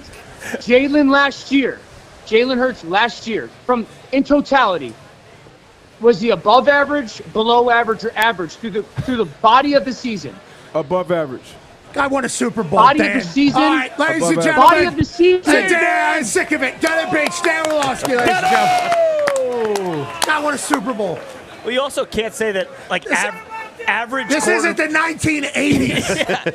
Yeah. He said with average quarterback play, the Vikings will be in the NFC Championship, and then listed every other team in the NFC North as potentially second best roster in football. So it's what are they just going to run roughshod through the division and then get Orlovsky to is yelling. I guess Orlovsky's yelling from the beach. Let me talk. That's how he gets it, though. That's what he does. What do you got, Dan? Dude, I asked you the body of the season by Hurts. His final 2 games. Talking about that. We ready, ladies and gentlemen. We ruined his day. Hey, Dan, enjoy the beach. This ain't that big of a deal. We'll have this conversation again. You're the best, Dan Orlovsky. Love you, Dan. Love you, Dano. We know what side of the conversation he's on there, don't we? Oh, yeah, we do. But that's what he does. Ty just laid it out perfectly. Okay? Because this is how he says, I never said that. Nope, that's not true. Because he lists the Vikings, but then he does all the other teams in the NFC North. So then when it comes around, he said, no, I thought the Lions were just as good, if not better. Let's move along. We have an Ohio legend here. And we also have some breaking news, I do believe, for the college football season. They have a new song of the season and a video to debut it that is absolutely filthy. And we're here at the Hall of Fame. The Hall of Fame game's happening tonight. We'll be kicking off football. And in just a few weeks, Texas will be traveling to Columbus to kick off the greatest college football season we've ever had. And this will scratch you right where your college football fandom itches. It's the dawn of a new college football season. College football runs through our soul. We're going to war with that. And we are ready to start this season. Here we go. Turn this thing back up. Let's go make it happen. How many of you really know you're alive? They pulled me over doing 135. Show me the money and I'll show you the lies. Everyone's equal till it's time to divide. Let's go. You want this? You got that. You want this? You got that. Go away, watch them walk right past you. Run fast while you have the chance. Don't speak, let them look. He's got it! One! Come on! Can you believe it? At the buzzer! Are you kidding me? Yeah. A 12-team playoff. We knew this was going to be fun. You can feel the energy. College football got this one right. Wow! It is a brand new roster. A chance to make it a special season. The energy's coming back.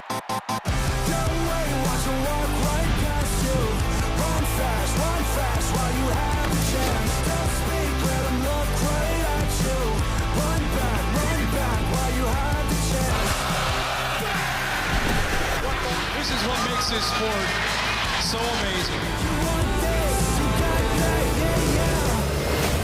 Ladies and gentlemen, the man who created that song, Ohio legend. He'll be releasing his 7th studio album in early August. Ladies and gentlemen, MGK. Hey, thank you for joining us. Thanks. Well, wow, this works. Cool. Yeah, you definitely work. You and a microphone's a good thing, so we're going to make sure that absolutely happens. I've been a fan of yours for a long, long time. Okay, we were actually going through the World Star shit earlier today. The freestyles from the car, everything like that. Your song with Jeezy, Hold On, Shut Up, Who Remembers My Come Up. Yeah, I was in a gym probably 1,000 times with that song. So watching you continue to kill it and then change genres and continue to crush, cool thing as a day one fan. I'd like to let you know thank you. I feel like, you know what's funny? Did you ever tweet me back in the day? Yeah. Okay, I remember like 10 years ago. You didn't have a lot of followers then. Yeah, then you took off to the moon, bro. Yeah. So I'm a big fan. Thank you. I really respect your grind and hustle. I also was in my head, I was like, man, I wanted to do this interview with a mouth guard so bad, and I asked him to give me a mouth guard, and I'm like, since when did mouth guards look like the things that my babies have? A little binky situation. They look like a binky. Like yeah. when I played sports, the one time I ever did, I would just look like a mouth guard. All right, I saw your baseball throw. You looked athletic. Yeah. Well, looks are deceiving. No, I saw you dance too. A lot of people saw you dance. I think you look athletic, got Thank good you. rhythm. I appreciate the change here. Now, let's talk about Don't Wait, Run Fast being the song for college football. How's that come together? And that video was sick. I hope you were proud of it. I appreciate it. This has been happening a little bit. It's raining. Because they can't it's hear it. raining, guys. Yeah, it's raining. Got to pray. The speakers Text outside. terrible outside in the water. Yeah, you understand. Well, okay, so this song is actually, it's ironic because I made this song the day after I played the Kansas City Chiefs Super Bowl party, but they didn't win. Oh. And so we had to still play the party, and I was. It's got to be fun. Is that uncomfortable? Yeah. Oh, dude. You know who doesn't? You know who doesn't go to the after parties of the team who lost? Players, girls, anybody. Yeah, right. A lot of suits in there, though, huh? Yeah, so we had to go play, and we were in there for like, and of course I was like the headliner of it. So like, well, not of course, but I was saying, as luck would have it, it was like I had to go play like an hour set versus like Quavo, Shabuzi. They got to play like one song and dip. So I was up there for like an hour, and I was like, dude, when you're playing songs that. Now, for the past 5 years, I haven't played in front of a crowd that, wasn't young. Didn't come to see you. That wasn't stoked. So like that was for me. That was mental toughness out there for sure. And there was about 4 girls, and I'm playing a bunch of songs that I realized in that moment. I was like, man, these songs are kind of like for girls, Yeah. Could have really used a song with testosterone right now. And I got back to the studio the next day, and I was like, dude. Never again. Never again. Like, we need something with that we could have played in that. Why'd you end up going the way you went? Because we were watching the freestyles from the car. Yeah. Unbelievable. Yeah. And I know in the rap world what happened. Don't have to bring it up, but it did happen. Everybody says that about you. I, as a fan of yours, pissed that you left the rap game. Would like to let you know that. Felt like you were making music for me, right? Yeah. Through that entire thing. When you transition to become more of a musician in the entirety, Yeah. why do you end up doing that? Do you want to showcase musical talent? Like, why is that the decision, you think? Yeah, I think it's just adding on to. It's never leaving. Yeah, because there's there's rapping in everything that you do. For sure. I mean, I also think, like, I'm not dying tomorrow, so. Thank God. Yeah. I'll wait. I'm happy to hear that. I'll wait for a while, but when I look at the artists that I love, like a Bowie or a Prince or I don't even when I think about Bone Thugs, like they had melody and harmony and all of these things that are untraditional towards what is supposed to be expected from them, which as rappers I think breaking out of the box is inspiring, and I think hell yeah. I don't know. What I was just listening to in the car is a rap album that I'm working on. Oh wait. Okay. Really? Yeah. How we got bangers? Yeah, we got bangers. I can't wait. I cannot wait to hear. We are very excited for that. I think there was Lost Americana, which comes out on Friday. It was originally thank you. Congratulations. It was originally a double album. So at this point. You're saying that my assumptions that the rap game was over for MGK were a little bit early and wrong, is what you're saying. Very wrong. Okay, I was bummed out. I was bummed out. I'm happy now. Yeah. I will let you know. D-Bud has a question for you. Yeah, where did that passion for music come from? Did a little research. You grew up kind of all over the world, speak multiple languages, but where did that passion for music come from at an early age? Just not having friends, I think. My friends being here in my headphones. I would watch TV or watch movies and be like, oh, I want to be that guy. Like, I remember when I saw Tom Cruise in Top Gun, I was like, hell yeah. For sure, I'm about to be an Air Force fighter. Yeah. 100%. No questions asked. When I saw Vegeta in Dragon Ball Z, I was like, for sure, I'm going to become a Super Saiyan. Mm-hmm. When I saw DMX on top of a bunch of school buses on Rough Riders Anthem or We Right Here, it was one of those two songs. I was like, for sure, I'm going to ride motorcycles and become a rapper. So. Yeah, I think I think they've all worked out, man. Yeah. I hope that continues to happen. I haven't gone Super Saiyan and I haven't joined the Air Force, but still got time. Still got time. You're not dying anytime soon. AJ, fellow Ohio fuck, has a question for you. As far as your career, you've been doing it for so long, it's unbelievable. But do you have a plan? Do you sit there and write it out or think this is what I'm going to do? Or are you more organic? I know different musicians or artists.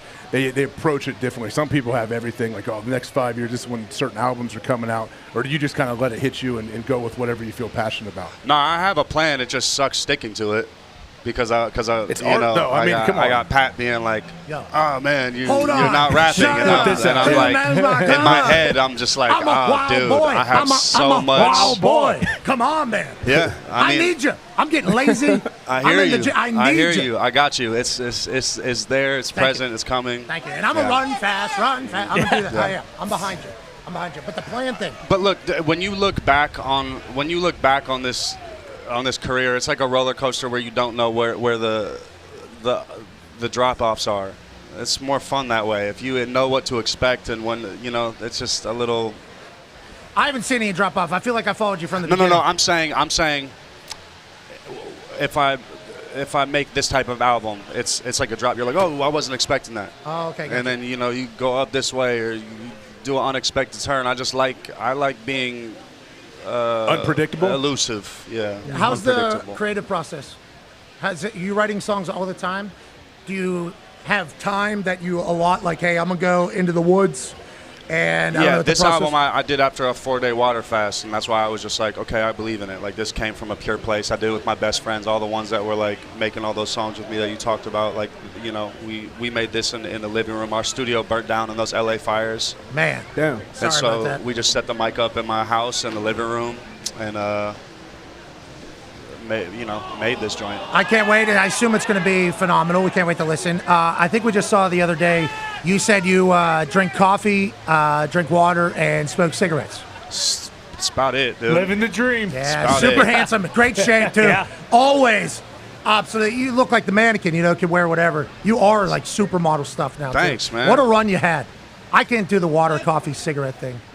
I wish I could. I'm fat. I'm a fat ass. Which is why I need in the gym. Yeah. Okay. See that? It's for my career too. You don't think about that. I got you. No, I got you. I'll have to start being less selfish. Thank you. Yeah, Jesus. Ty has a question for you. Do you have any, I don't want to say aspirations because you've done acting stuff before, like you were awesome as Tommy Lee in Dirt. And then I remember, the Netflix movie with Joseph Gordon-Levitt, it was kind of like a bit part, but yeah, you were right at the start of it. Yep. Like, do you cut out any time to like pursue any of that kind of stuff, or is that kind of just like if someone comes to you with like an idea that you're kind of into, you kind of dive into it? Yeah, I just get no's so many times. I just I pursue it. I pursue it as much as I can, but I don't believe that. So you're saying, hey, hi, I'm MGK. Would love any role in your movie that you have. And they're like, hey, you know what, MGK? Why don't you get the fuck out of here? Yeah. Nobody's doing that. It's about that. No way. Yeah. You would want to do more acting. You can cuss on here? Yeah. Yeah. Wow, that's fucking awesome. Yeah, see? Yeah, there you go and do your thing. Breaking the mold. We take inspiration from you, brother. Thank you. Yeah. Well, shit. Yeah, all good. I have a lot of aspirations to be in movies. It just hasn't panned out that way. I'm on universal timing though, so we'll see. Universal timing? Yeah, it'll align. The angels will put something in the works whenever they feel like it. We see signs and everything? Yeah. Yeah? Yeah. I mean, there's been plenty of movies that come out that I'm like, I was supposed to be in that. I was supposed to be in that. Or, I did auditions for that. Like Sinners, I was supposed to be in that. Oh, shit. Which role? No, the vampire. They had me set up to do the auditions. It's the vampire, the one that's in the house. So he's the second vampire, the one that the guy comes and like he eats the family up. Yeah, but he said in the audition he says he has to say the N-word, and I just wouldn't do it. Yes, and I think there was from our conversations. For sure. Yeah, that was that's good. Hey, bring a world gear. Yeah, exactly. Yeah, appreciate that. That Django Unchained thing was pretty wild to watch. Yes, it was. Most ever. Connor has a question for you, MGK. So when it comes to acting, then do you have any sort of timeline? Like you don't really care. You're not really, you're saying they're telling you no, but you were also in shows like their series on Netflix, things of that nature. And you also said, when the universe aligns. But like, do you ever have some sort of schedule, some sort of like, hey, this is the thing I want to do next. This is exactly, what my plan is, or is it just kind of, seat of the pants? Fuck it. Which camera can I look at? This one? Yeah. Hey, dude. I'd like to be in cinema while I still look young. Okay. All right, that was the message to Hollywood. I would really like to be recruited into a movie while I still got some looks. Hell yeah, let's make it. We're part of an Oscar run here. Hold on. Part of an Oscar run here all of a sudden.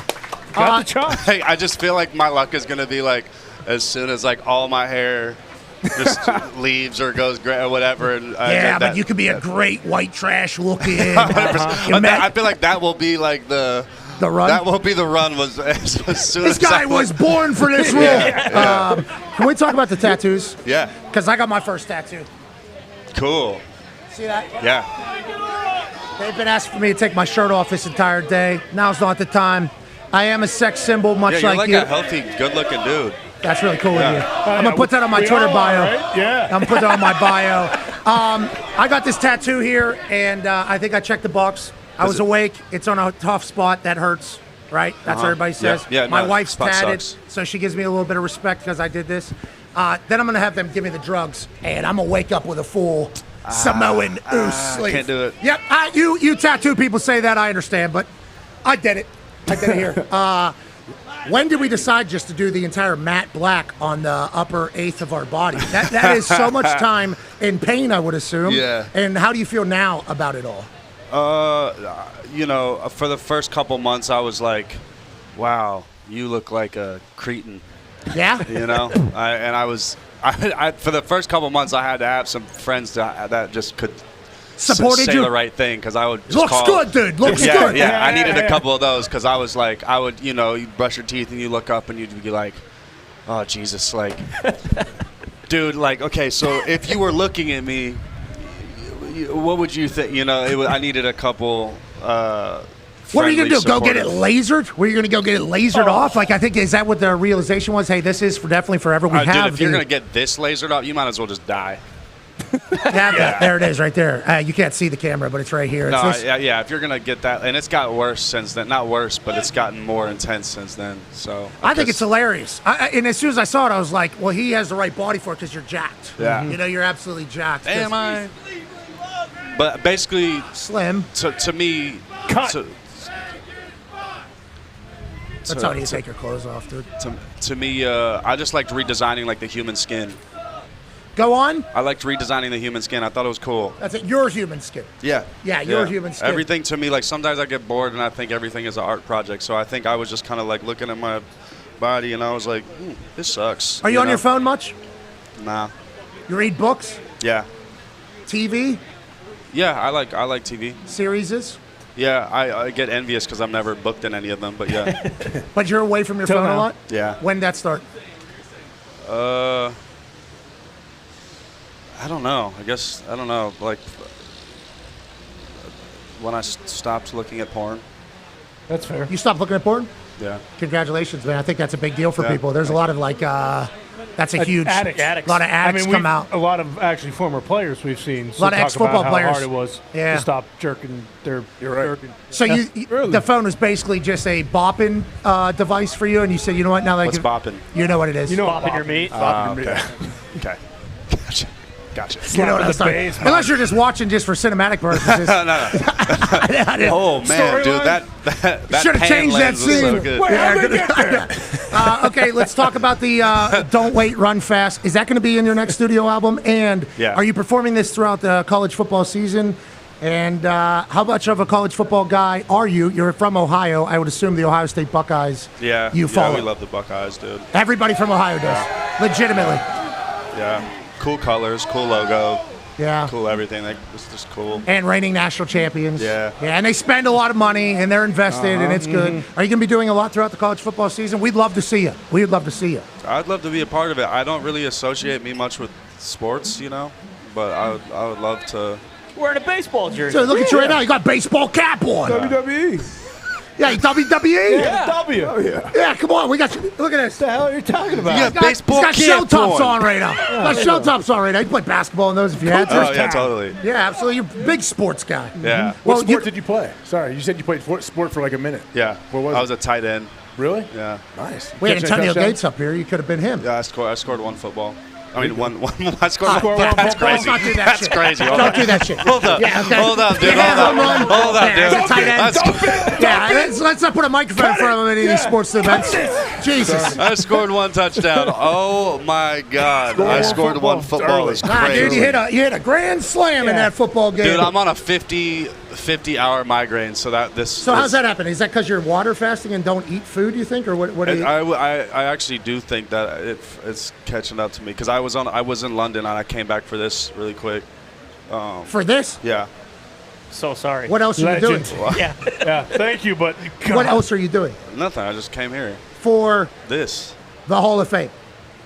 for y'all. This is so dumb. And you're going back to London? We should have been given a heads up that you were flying from London for this. Why? This is a bad decision. You remember when you looked in the mirror and said you saw the thing? Yeah. And said, boys, need a little motivation Yeah, about not yeah, the biggest yeah. things. You should get one of those from the boys today as well. I'm happy I came. I mean, except for the fact that I just said I scored one football, which is crazy. I'm about to get torched. Well, dump it. Nobody will ever know. Nobody will even know. Who's your NFL team? Are you a Cleveland Browns fan? Oh, for sure. Yeah. How do you think the Browns are going to do this year? It's just one of those things that I love them for what's inside. That's right. They try hard. The New Jersey, and you got the coolest Those player New in the league, jerseys are fire. You know what I mean? Yeah. The New Jersey's fire. The new helmet's cool. New helmet's cool. Got New so many stadium quarterbacks. Maybe that. We just needed some cool. A Mason cool. Graham in the middle. Yeah. Cool mascot. It's cool. Brownie. We're doing a collab with them too as well, so that'll be cool. Merch? Yeah. Are you going to go break? You've broken the guitar a couple times. I don't think I've broken the guitar actually. I played guitar. I brought them out like playing guitar. You always been a good guitar player? No, I still am not. I think you are. Yeah, I think I am. I think I am enough for like what I like that I play whatever I feel. But like by technicality, I'm like, I'm all right. Yeah, you're comparing yourself to like Bonamasso and like people at the top of it. Yeah. I think whenever you're playing, it's great. And Yeah. you always got a sweet guitar. Yeah. Always has some pizzazz. I'm here for the looks, dude. That's why we brought you from London. All right, we'll continue digitally. This has been us from the Hall of Fame. Goodbye. All right, we're still live. Okay. We're just not on TV anymore. So now we are currently on digital, ESPN Plus, Disney Plus, TikTok Live, YouTube. TikTok probably really good for you, I assume, right? Think so. What do you mean you think so? You're doing all this shit. Hey, Yeah. you're doing the shit. A lot of conversation about that shit. Yeah. You I heard? know. That pissed you off? No. I thought it was good. No, I think it's cool. I'm still like I feel like I'm in an archaic form of. I guess I don't really do stuff for any opinions anymore. So I just am kind of just doing stuff that I like. Well, the TikTok dance took over everything. Oh, yeah. And Yeah. then obviously Blew you up. had people that were pissed off about it, saying Yeah, so mad. they were so mad you were dancing So on a mad. song called "Cliche." Yeah. That was a beautiful thing. Yeah. That was fun to watch from outside looking in. Yeah, And it was then- because obviously you got to understand that I'm like inside my house dying laughing over it. Of course. I'm like, dude, you guys are dumb. Yeah. Yes. Made that video with Yeah. your buddy about it. Yeah, that was awesome. Yeah, Vampire Diaries. That's Yeah. a good one. We Yeah. listened to every lyric of that today. Trying to listen to your story you're telling. Yeah. You're a great writer, dude. Thank you. Yeah, great That song is cool. It literally is about a vampire who just wants to go outside in the sun, and it's like said well. Yeah, There's and like you're cool parallel, metaphors like the try to find the silver lining, but it'll kill me if I touch. It's Yeah. cool. And you talk about never being able to walk in the day. You know, the grass isn't always greener. There's a lot in there. Yeah. I feel like you're very I really deep wish I could know whatever they're making those like moaning noises over. That's I all wish I beach could ball. always Beach figure. ball. Oh, a beach ball. Yeah, beach ball getting popped. beach ball. Bopping the beach ball. Yeah, there's the Venmos. They're People are writing their bopping. Venmos on the beach ball, hitting it on the screen. Yeah, they were headhunting us a little bit earlier. That's funny. It's been a fun time. You know, we're back in Ohio. Yeah. This is the way Ohio is. Yeah. And also, not only beach balls do we have a mascot too. MGK, I don't know if you know this, the Hall of Fame has a mascot. And we had an opportunity to speak to mascot's handler. Yeah.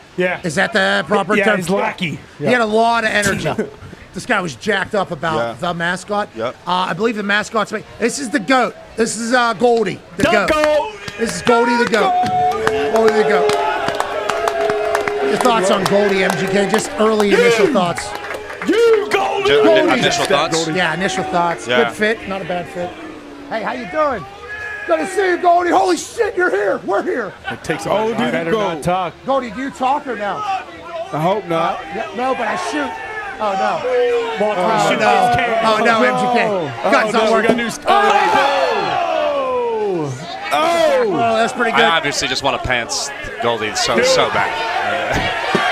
The opportunity is right This there. rain is staring at us. Yeah. Normally, mascot uniforms don't have the actual shorts on top. Normally, thank you. Okay, I'll shoot one.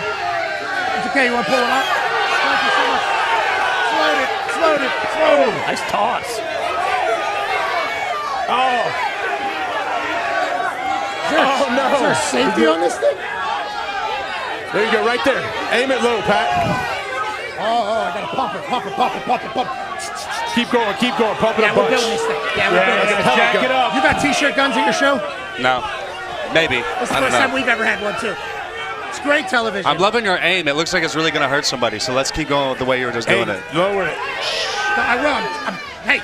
I'm bopping it right That's now. what I'm saying. I take Gotta put your his phone down. trajectory. If he would have still had his phone, I would have had him tighten this thing up a little bit. That's legit. That's a great catch. That's nice. Okay, Yeah. Pump that you gotta pump sucker it. up! Yeah, you gotta pump that. Yeah, that's good pump. Okay. I'm looking for the next wide receiver for the Cleveland Browns really quick. We're I gonna signed up. Hey! Found it. Absolutely. That was a great shot. Yeah. Did the kill there was shot. no That's a effort, good throw. really. Turn that thing sideways. Did the kill shot. Yeah, I saw you fucking hang. Yeah. Okay, yeah, it's on you, Goldie. All right, go. Goldie. Jeez. Hey, have some muzzle control, bro. That's some muzzle discipline. Jeez. I'm a little bit worried about the gun safety here. Muzzle discipline. All right, we appreciate you, Goldie. Have a great weekend. You go on now, goat. Thank you, Goat. Go on, get now. Hey, go on. That's a bad way to end on. You go on, get, go. You All right, go on, MGK. get. What's next for you, MGK? We got album on Friday. Album's Friday. Thursday midnight. Is that how that works? Yeah, yeah. So Friday morning. It's cool. It happens right like during MGK Day. So we do like the mayor mates the weekend of August 13th every year is MGK Day, so we throw free concerts. And Is that ESD Fest? It's kind of like the new version of what that was. Oh, that's sweet. I remember watching the early days of those the were festival. fire. Yeah, they were outrageous. You're still doing that MGK Days. Yeah. It's a music festival that happens back. We kind of we do it for free this time though, so we just give back and let that's a good everybody sign. I love come that. through. Do you remember these days? When was the last time you saw this video? Put this photo up that's in my little screen here. That's you in that car. We went through those earlier today. You took over World Star for like, I don't know, it felt like about 8-9 months. See, what's crazy about that, my boy had just got out of jail, and I picked him up on the side of the road. I saw him walking on the side of the road, and he had just got out of jail, and I was like, oh, hop in here. And That's literally how it all started? Yeah. I think that we invented vlogs. Just go ahead and put that on the ticker. Yeah. You invented vlogs? Yeah, like me, Soulja Boy, Wiz. Well, who did it first? I think maybe Soulja, and then me, and then Wiz. And I think we were the first that pioneered like uploading daily versions of our lives or like what was happening, in our weeks and stuff like that. Like I had my daughter. I had that video. I was just looking at that the other day where it's like, "What's up, guys? I'm about to have my daughter." It's crazy. Awesome. And then now your daughter. It's 2008, 2009. Yeah, now your daughter, you're FaceTiming her that you're on the Spotify hot new playlist or whatever, and it's like it's cool to watch it. You've been very public for a long time. Yeah. And you've had like 10 different lives. For sure. And we've learned about all of them. Yeah. That has to be tough as a human. I feel deflated sometimes, but I'm also just like, dude, I'm living in a place of like, I feel very free because I stopped caring about opinions anymore. You know what I mean? You're a success, brother.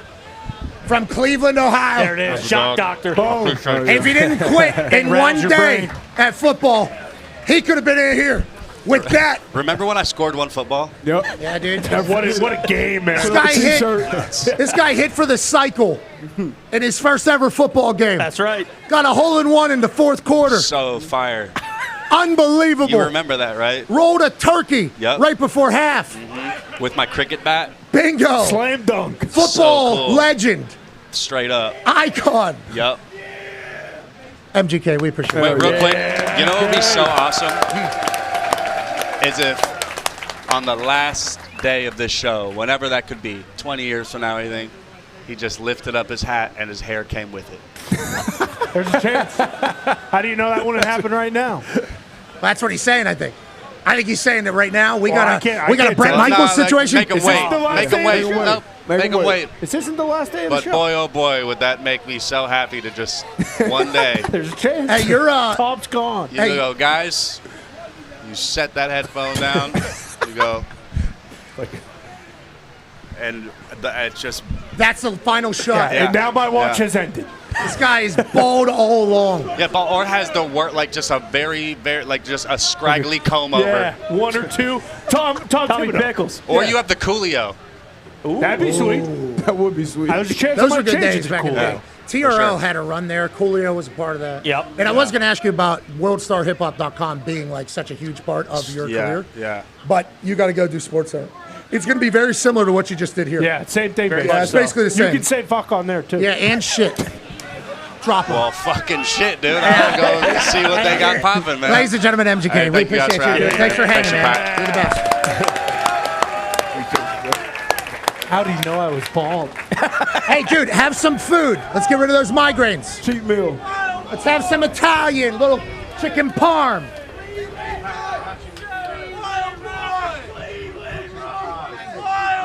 Thank you. Thank you. All right, like he that. said bangers are on the way. Oh, yeah. Appreciate it, man. All right, bro. Hey, see you later, big man that's protecting him. You are huge. Yeah. Guy with big-ass beard over there. Appreciate what you do for MGK. Oh, hell yeah. Also, everybody that's been pretty standing in this parking lot, thank you so much. Thank you. Thank you, guys. Listen, just like him saying he came here from London, that was a terrible decision. You guys hanging out with us out here in the middle of this rain, terrible decision, but we appreciate you doing it. Thank you so much. I think to wrap up, we should go around the table and see who's going to win tonight's big game. Tonight will be talked about for at least 25 minutes. Tonight's game is going to be an epic battle that we will remember for at least a day and a half. Tonight we kick off the NFL season in beautiful fashion in Canton, Ohio. It is Lions versus Chargers. It is Kyle Allen versus Trey Lance. It is Hendon Hooker making an appearance versus DJU. Uyunglele. There's going to be names that we know from college football fame. There's going to be helmets that we know from NFL lore. And we'll officially say we're in football season tonight. Everybody playing in this game tonight had to report to training camp earlier, I will mind you. Yep. They don't necessarily love that they have to play in the Hall of Fame game, but they understand the honor it is to play and kick off what this weekend is about to be here in Canton, Ohio. A celebration of those who laid the grounds for the world that we live in now. The greats are honored here, celebrated here, and live here forever. And that's why the Hall of Fame game is so damn important. It's not just about what's happening on the field. It's the aura of the city in which the game is taking place. This is football through and through. This is an awesome time, and we've been very lucky to be here. Now, who wins Lions Chargers at Boston Connor this evening on NBC? I'll take the Lions. I'll take the over, Pat. I think it's pretty simple here. I don't think anybody's really playing. 3 straight overs. What were you going to say? 3 straight overs. Okay, 3 straight overs in Hall of Fame games. Yes. Okay, so maybe towards the end of it, there's a little bit of chaos on defensive side. Okay. We got missed assignments. We're running the ball, maybe not making tackles. We're scoring a bunch of points. Guys 3 straight playing. overs.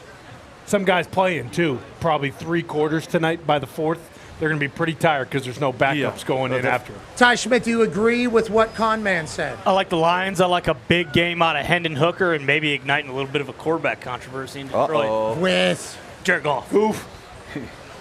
Okay. Maybe. There's a chance. You never know. They chant Jared Goff. That is Foxy. Did you hear what Ty was just trying to do to Detroit I there? know what Ty's doing, okay? We actually have a quarterback battle for the backup quarterback, so I would love to see Hendon play great so he can confirm that QB2 spot. Zito, what do your notes say on how tonight's going to go? Have you been keeping track? Yeah, I've been taking a lot of notes with this other David Baker pencil. I think Chargers all the way. Okay, you like Chargers. I respect that. Let's go to one half of the hammer. Dahn. Cowboys, AP Tone. I've been struggling with this one. I like the Lions quarterbacks better, but I think the Chargers have a lot more bodies. The Lions still dealing with a lot of injuries, and Harbaugh's the better preseason coach. I'm going to go with the Chargers in this one. Okay, you got the Chargers, Lions, Chargers, Super Bowl champion, Green Bay Packer legend, Ohio guy. AJ Hawk, who do you like? How you like it? I'll take the Lions 28-21 on this one. Whoa. Okay, 28-21. What's over under? 33.5. 33. 33 and a half. I like that AJ didn't even know what the over-under was. Took you like way over. Going to run with it. D-Butch, your pick for tonight's Hall of Fame game kicking off the NFL season. I'm gonna be honest, I don't care. I don't give a Neither team. but we win. We win because we get some football. Yep. Right. You don't care if one of your teams is No, playing. what I care about is the legends that are going into the Hall of Fame. okay. I care about Sterling Sharp. What? I care about Jared Allen. I care about Eric Allen. What? And then I care about. You're not gonna say it? Not gonna say the last guy? You don't know the last No, guy? I say Sterling Sharp. You're talking to Antonio Gates. I'll be honest with you. I can't hear a fucking thing. That's what I was telling them. They were telling me they couldn't hear anything. I'm like, brother. And Antonio Gates. Antonio Gates, the legends that are going in that have been in Shrine Night. That's what I care about. Don't care about the outcome of the game. Like I said, don't listen, Tony. Don't bet on this game, guys. Do not bet on this game. Just watch it, enjoy You're it. an adult. If you do want bet to, on you the game, can. there is a number to call on that fine print in any sportsbook app you use. But have fun tonight. We got some NFL football. I think what D-Butch is saying is very accurate of how everybody feels watching the Hall of Fame game, even the Lions and the Chargers fans. With that being said, there is certainly going to be an overwhelming amount of people that watch this game. Yep. Jim Harbaugh told the boys, no big deal. Obviously, we're honoring the greats of the past. Antonio Gates is going in representing our team, the Chargers. The Hall of Fame game will outrate the World Series and the NBA Finals. So that's insane. No pressure. You're playing for your life. You're playing for your career, and also more people will watch you in this game than any other sport, and also maybe any other game you've ever played. That's just because all we care about is football happening. Yes. And whenever you talk about honoring the Hall of Famers, it's like the amount of interviews and highlights that are going to roll tonight from football's past. It's going to be a beautiful thing. But the game does suck. Certainly. Maybe. It's not really a game. Like the build up, it's like I'm watching an XFL game. I'm sorry, they keep it score? I agree. I agree with that, which is why I watch. There's a guy that has a Michigan Panthers flag. Saw that. Right over here. The only one ever sold. Rest in peace. No, new investors He's just the came one. in. He's the New one, investors Tony. came into the league. And I immediately thought to myself, that's right. It is the Pro Football Hall of Fame. It's not the NFL Hall of Good Fame. point, you're right. Could you imagine if a Michigan Panther made it into the Pro Football Hall of Fame? Jake Bates. Yeah, they're putting Cardale Jones. Yeah, but he's in the NFL now. Oh, that's a good point. Yeah, I'm saying if XFL only career That'd be awesome. into the Pro Football, there's a chance it could happen. That's next. There's a chance it could happen. Yeah, that's TFL an That's too. an XFL team. Got it. Or UFL now. You pig. I didn't know if it was US. XFL, UFL. I didn't know what the I don't know which league they came Tonight, from, tonight actually. is not just about the football on the field, is what I'm saying. Yeah, yeah. It's about the whole entire thing. Yes. Yeah. And what it symbolizes is the fact that Let's go. football's back, and there's no better place to be than Canton, Ohio, on this glorious day. Easy pop, cheap pop. Everybody back in the truck. Great work, boys. Great work back here. Great work back there. Living a nice life back there.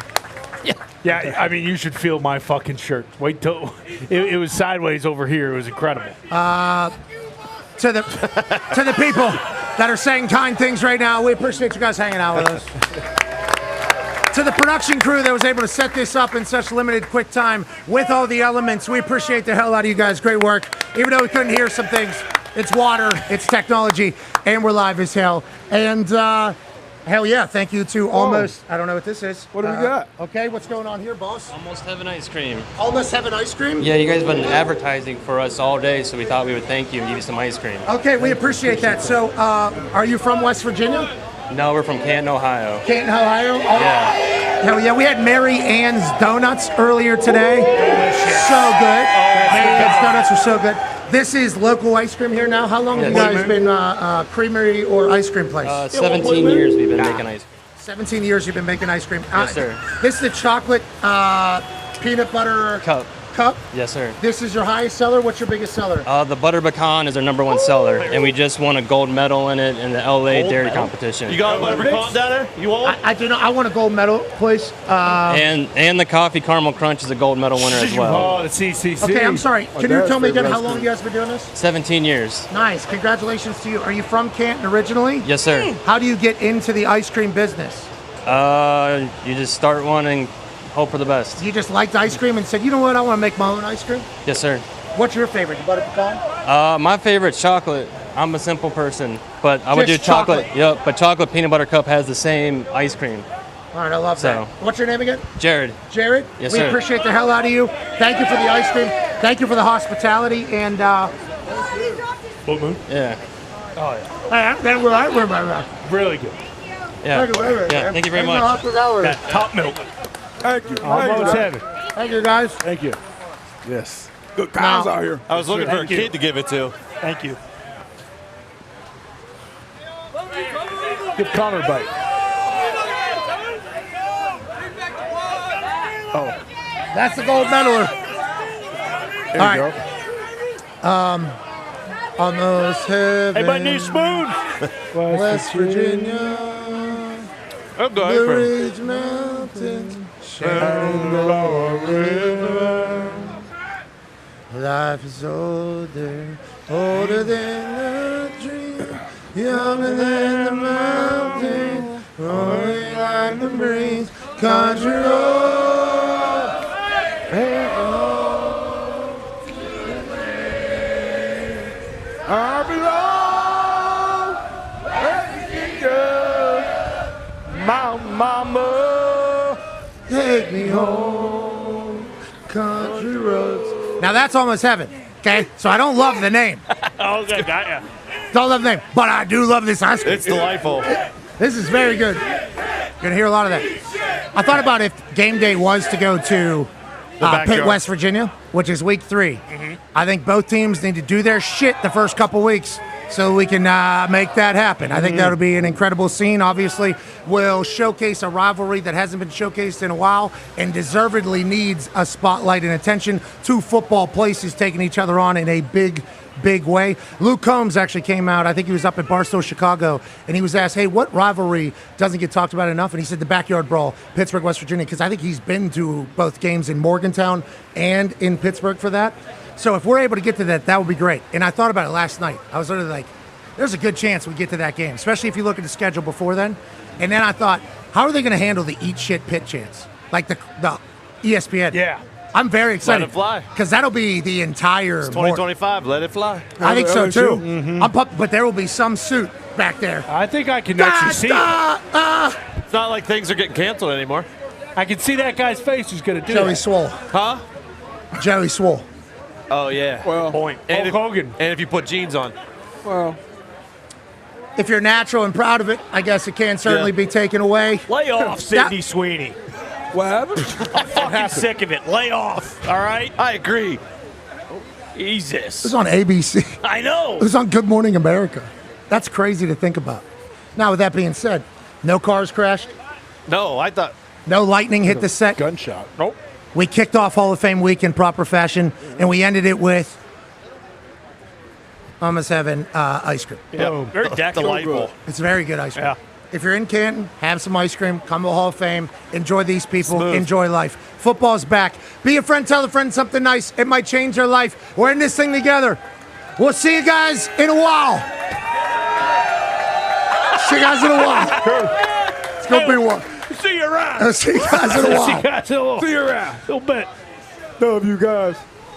We do love you. We'll see you in a while, though. And yes, we understand that we're taking up all of the days that we have. Big football season coming. It's starting tonight. Supposed to take those days.